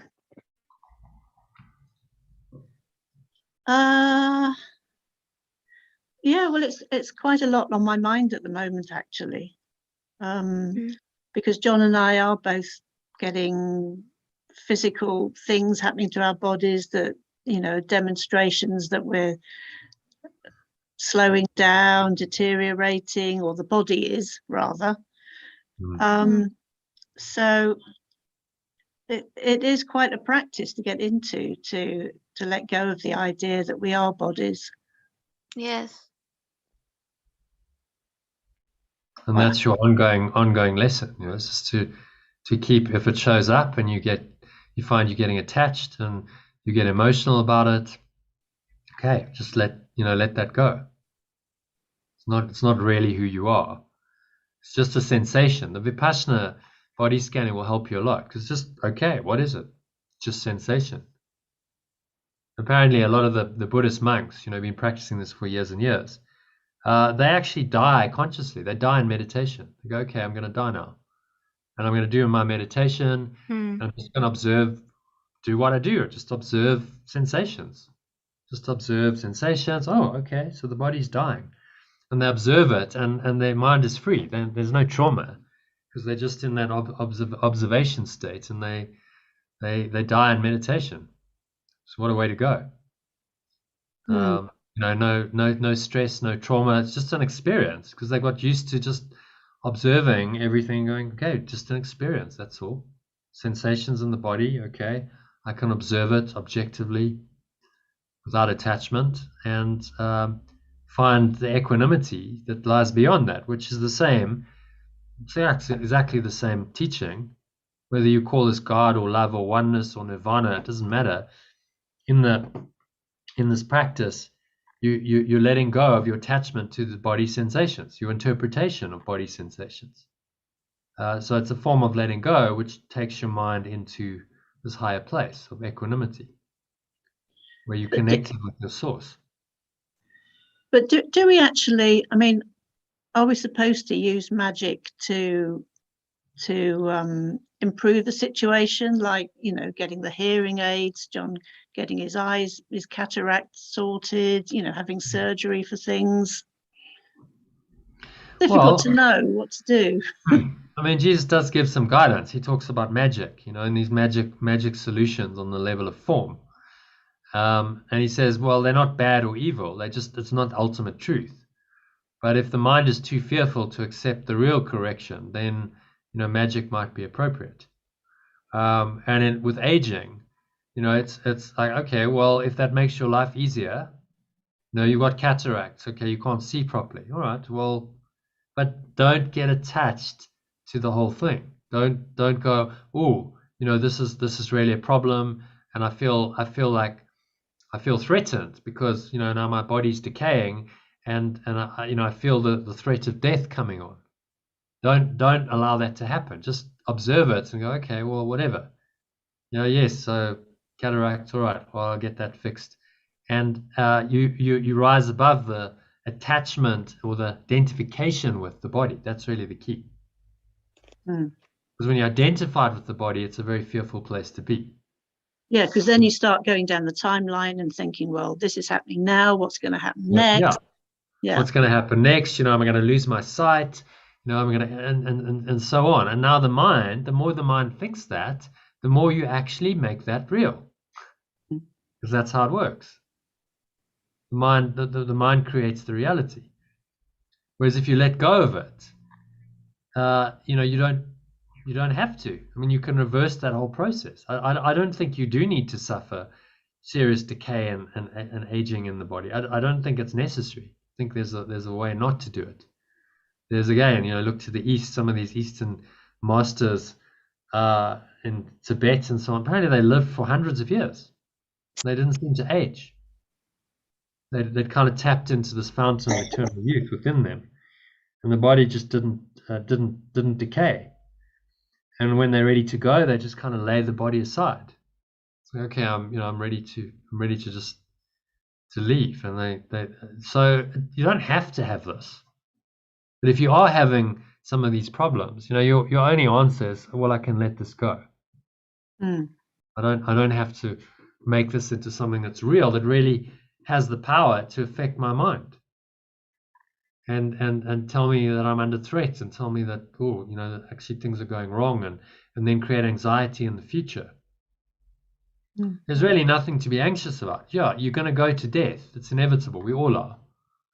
And death is your final release. So why are you anxious? That's freedom from the body forever. If you've done your work. If you've really let go of the ego, then that's total freedom. I mean, why would you fear that? That's like, hey, hallelujah, it's graduation day. I'm out of this place.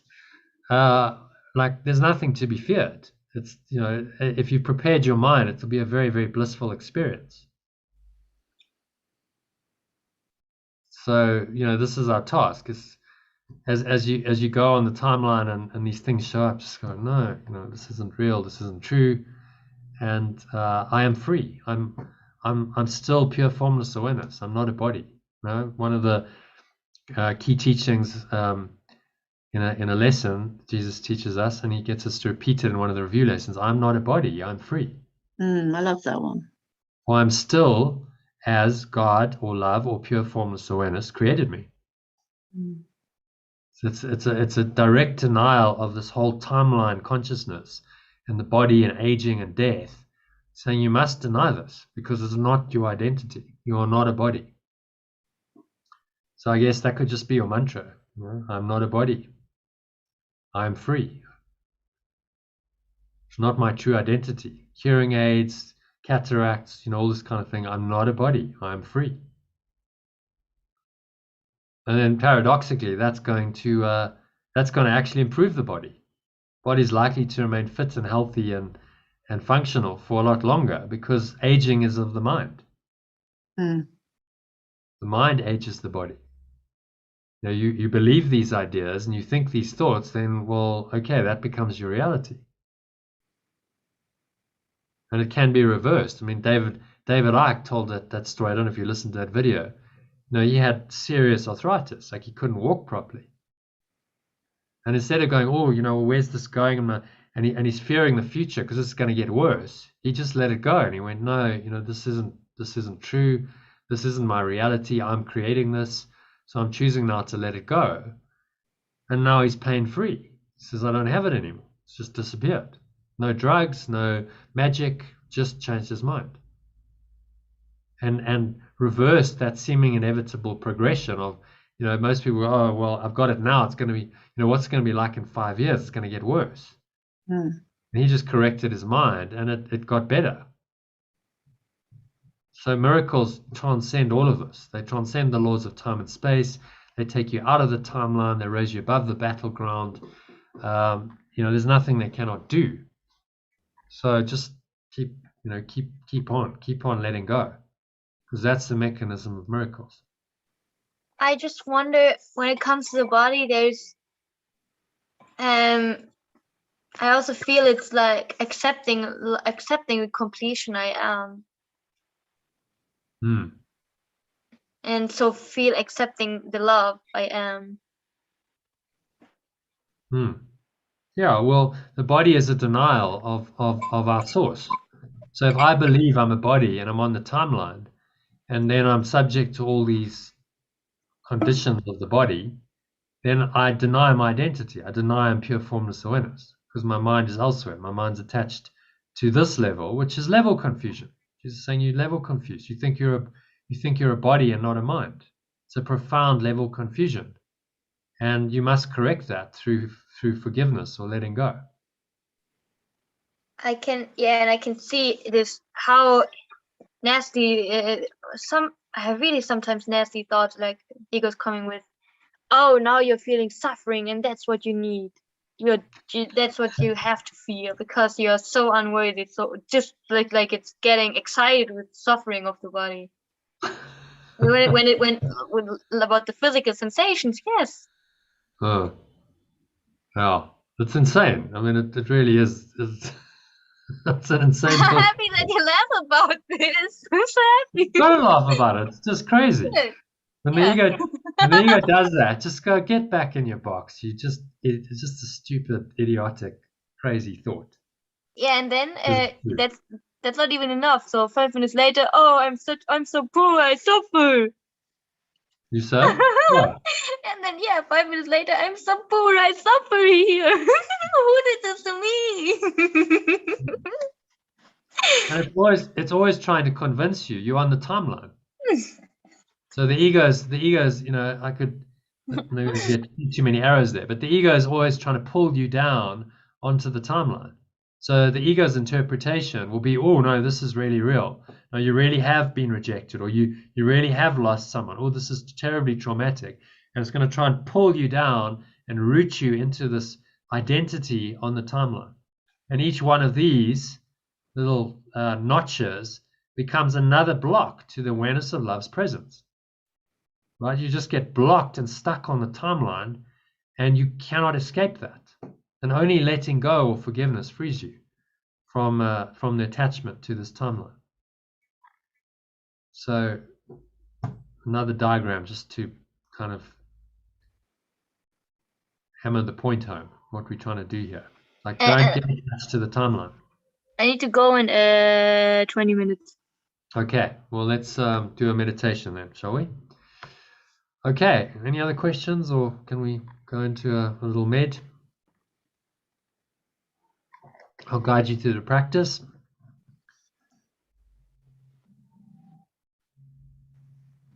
Okay, so just stop that. So making yourself comfortable.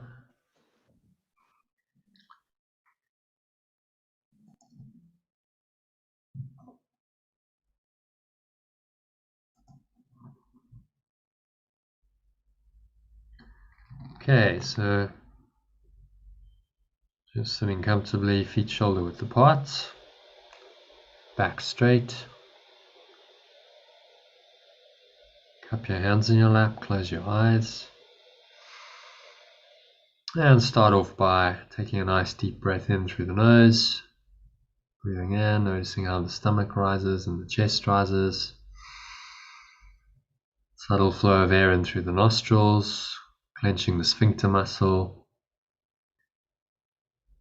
So locking the energy in, drawing the energy up the spine,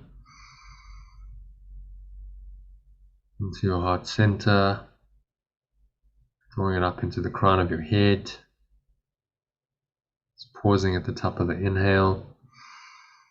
Smile.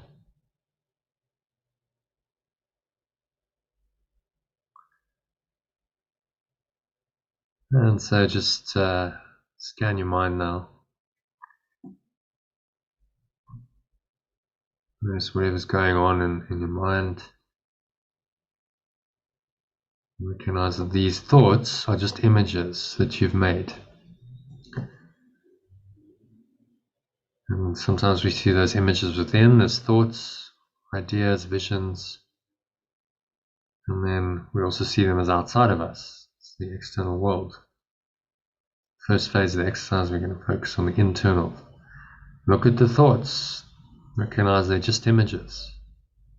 Fleeting and ephemeral. They come and they go. They're just like cloud patterns. There's nothing of substance there. They do not last. So notice the fleeting nature of them. Breathe into that again. So it's a maximal inhale breath. You create some space, some light, some awareness. And it's as though you're raising yourself above the clouds.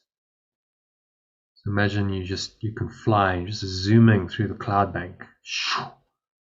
Going up above the clouds. Just observing from this vantage point the clouds.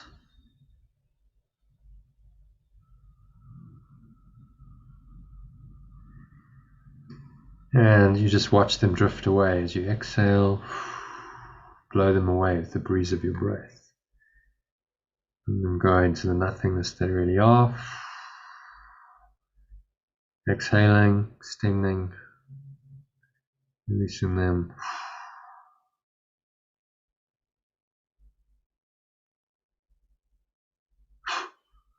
Pull the lower stomach into the spine, expel the last remaining air out.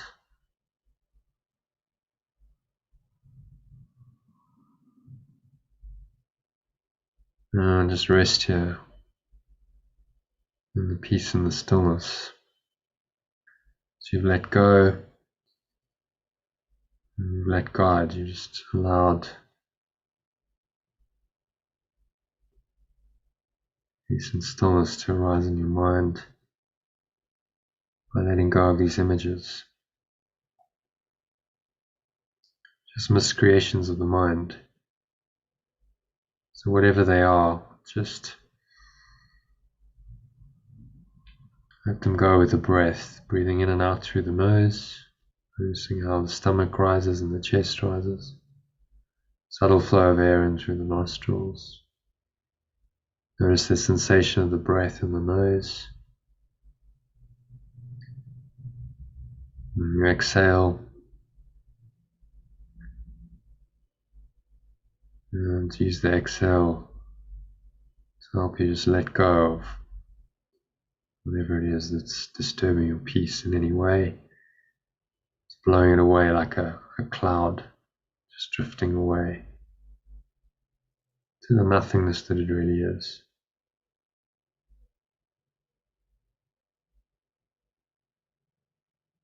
And so just stepping back and observing the breath, focusing on the subtle sensations of the breath. Air flowing into the nostrils. Touch of the breath on the area just below your nose, between your nose and your upper lip. Touch of the breath on the bottom of your nose, bridge between your nostrils, the tip of your nose. Just be aware of these subtle sensations of the breath. Just bring your mind into the present moment. So we're just going to be aware of the breath and the body. Scan the body. Just observe this objectively. So whatever's going on in the body, you just observe the sensation without interpretation. So if the mind wants to create any kind of interpretation, any kind of story about it, then observe that temptation as well, and just let it go by bringing your awareness back to the present moment, back to just observing the sensation without thought. And this way you're actually learning to deconstruct the interpretations or the images that you keep doing, that keeps you enslaved in this world. So just observe. Observe how your body's feeling. Start at the crown of your head. Notice sensations in the crown of your head, in the back of your head. Maybe there's a slight tingling.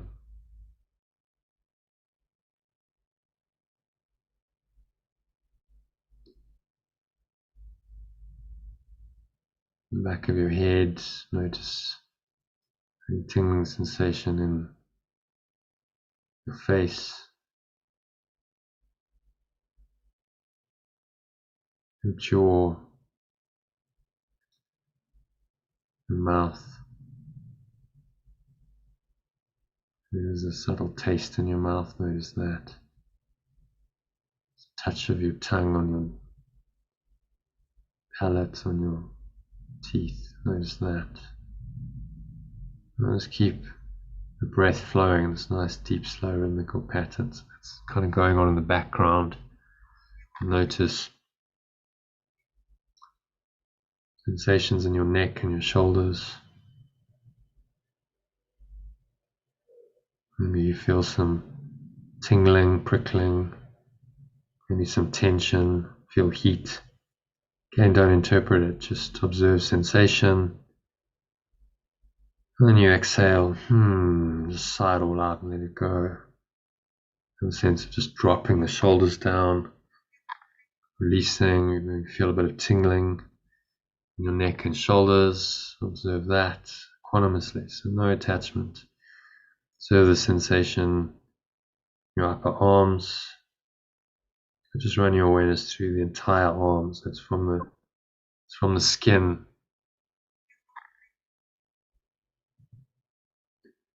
From the skin into deeper part of your body.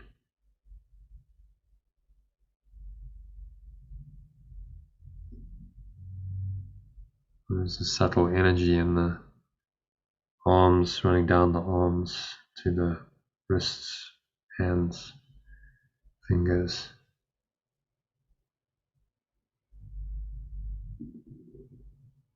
There's the weight of your arms hanging off your body, and you just observe all this subjectively.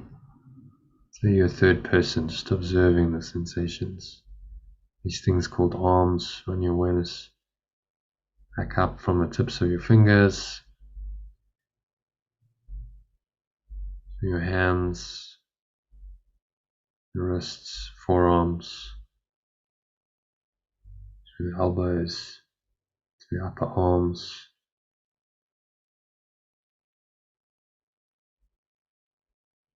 your neck and your shoulders.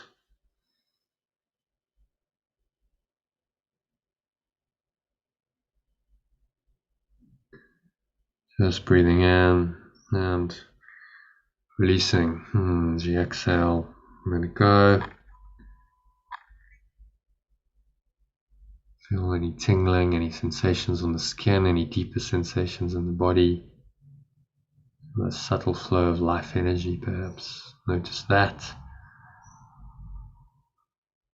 Notice the sensation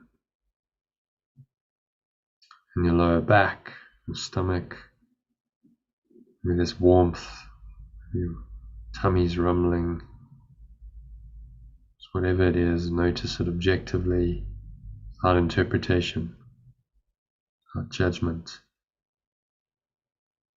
The mind is open and clear and clean. Whatever the sensations are, observe. Is there any pain anywhere in the body? Don't see it as pain, just observe what the sensation feels like. Heavy, dense, hot, prickling. And that's all it is, a sensation.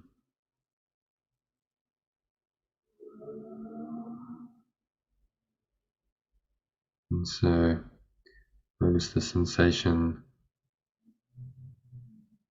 in your groin, your buttocks, your upper thighs, it's on the skin, and then just run the awareness through from the one side thigh to the back of the thigh.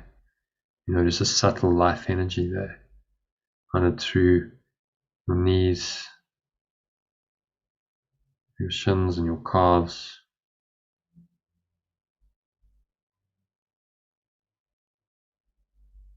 Your ankles and your feet and your toes. Subtle life energy is flowing through.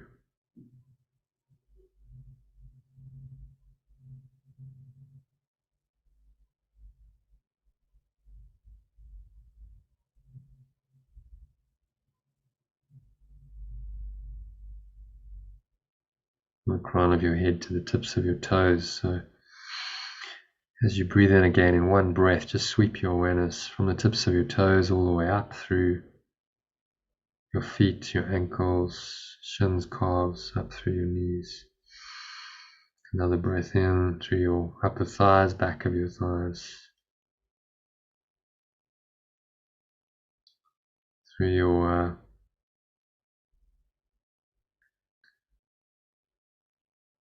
groin, your lower stomach, your lower back.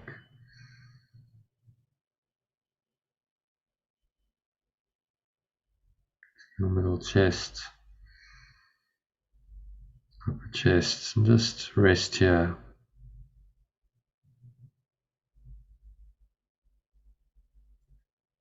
For a few moments, just in the peace and the stillness, connected to the present moment.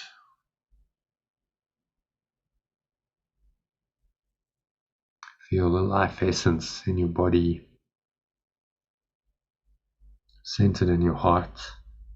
Put one hand in your heart, that helps you just come into the present moment. Feel the gentle pressure of your hand on your heart.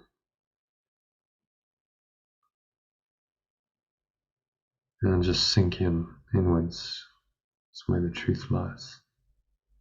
So just being aware of the body, the present moment, it's a portal to a deeper awareness beyond the body, to the mind.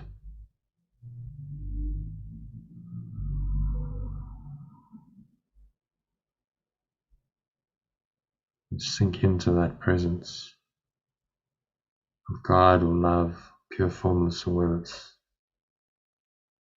the most innermost self, your true nature, beyond the body, beyond sense perceptions, sensations, beyond the world. There lies your pure formless awareness that exists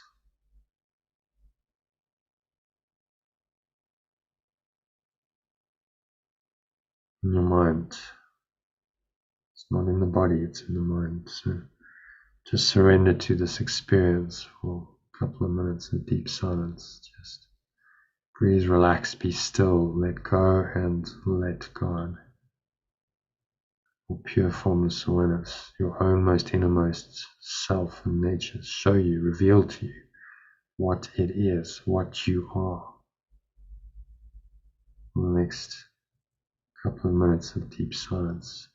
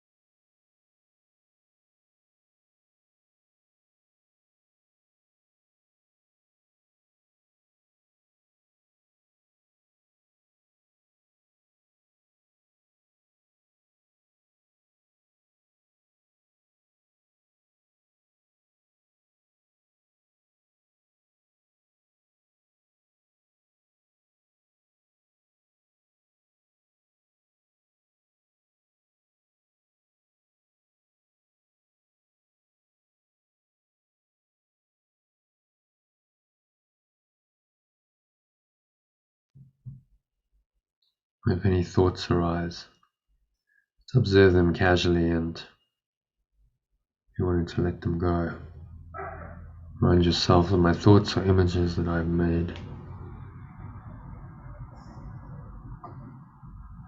So whatever the thought is, just say this, name it, is an image that I've made. And it can just be blown away like a cloud. So exhale, just release, let it all go to the nothingness that it really is.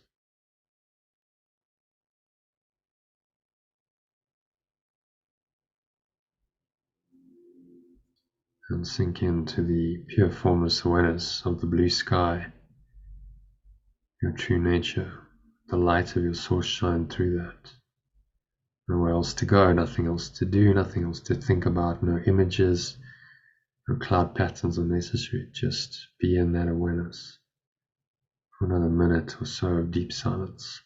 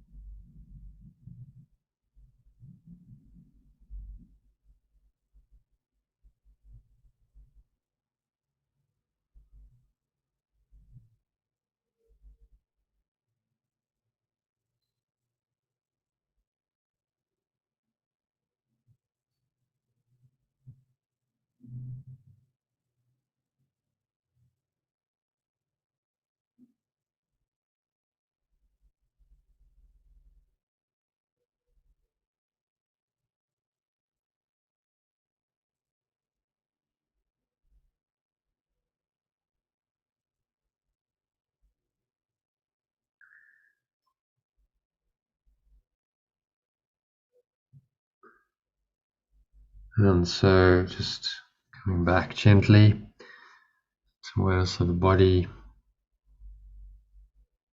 and the breath and the senses and the world. On count to 3, you're going to open your eyes. So 1, just breathing in. Noticing how the stomach rises and the chest rises, subtle flow of air in through the nostrils. Pausing at the top of the inhale, scan your mind again. Say to yourself, my thoughts are images that I've made. So any images blowing through your mind, just recognize that that's what they are. Made up, invented images, coverings over pure formless awareness. So just let them go like ephemeral clouds. Just exhale, blow them away with your breath. Sense of releasing, they're just going, gone into the nothingness they always were. Expel the last remaining air out. Pull the lower stomach into the spine. So you're completely empty. Rest here for a few moments. Notice as you're doing that, the weight of your body pressing down into the chair, your feet touching the ground. Noticing what you're feeling with your hands, what you're touching.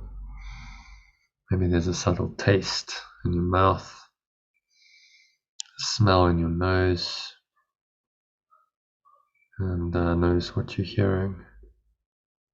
Surrounding environment. Just noticing all these things from this very still, calm, and surrendered state of mind. You don't interpret, you don't name, judge, label, then mind is very quiet, at rest. It's been called the peace of God, peace of pure formless awareness that passes all understanding. And so, on the count of 3, you're going to open your eyes and just practice today's lesson open-eyed. So look around you, say the idea for today to yourself. My thoughts are images that I've made. Repeat it to yourself a couple of times and then apply it to whatever you see around you. Using its name and letting your eyes rest on it as you say that whatever is an image that I've made. This, whatever is an image I've made. Again, be pretty random about it. You should be familiar with this by now. Just looking around, observing things randomly. You don't need to try and include anything or specifically exclude anything. Just look at each object for a few seconds while you repeat the idea to yourself. Slowly, quite slowly, repeat it. So this, whatever you look at, this computer is an image that I've made. This bottle is an image that I've made. This wall is an image that I made, and so on. And just do that for half a dozen objects as randomly as possible, so there's no attempt to select or avoid anything. And finally, to conclude the exercise, just say, my thoughts are images that I've made. These images are just projected thought. Saying this in another way. Jesus is giving us actually quite a major lesson here in understanding how the illusion is made.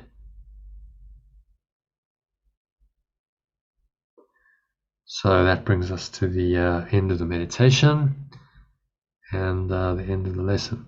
So thank you, Katie and Lucy, for joining with me, and I hope you enjoyed that. And I wish you good practicing. I'll send you a little breath break shortly, and hope to see you a little bit later at 8:30.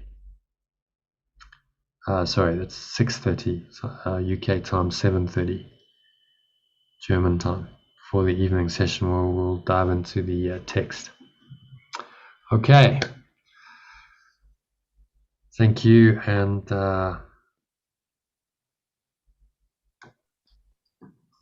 namaste. Thanks, Jonathan. Okay.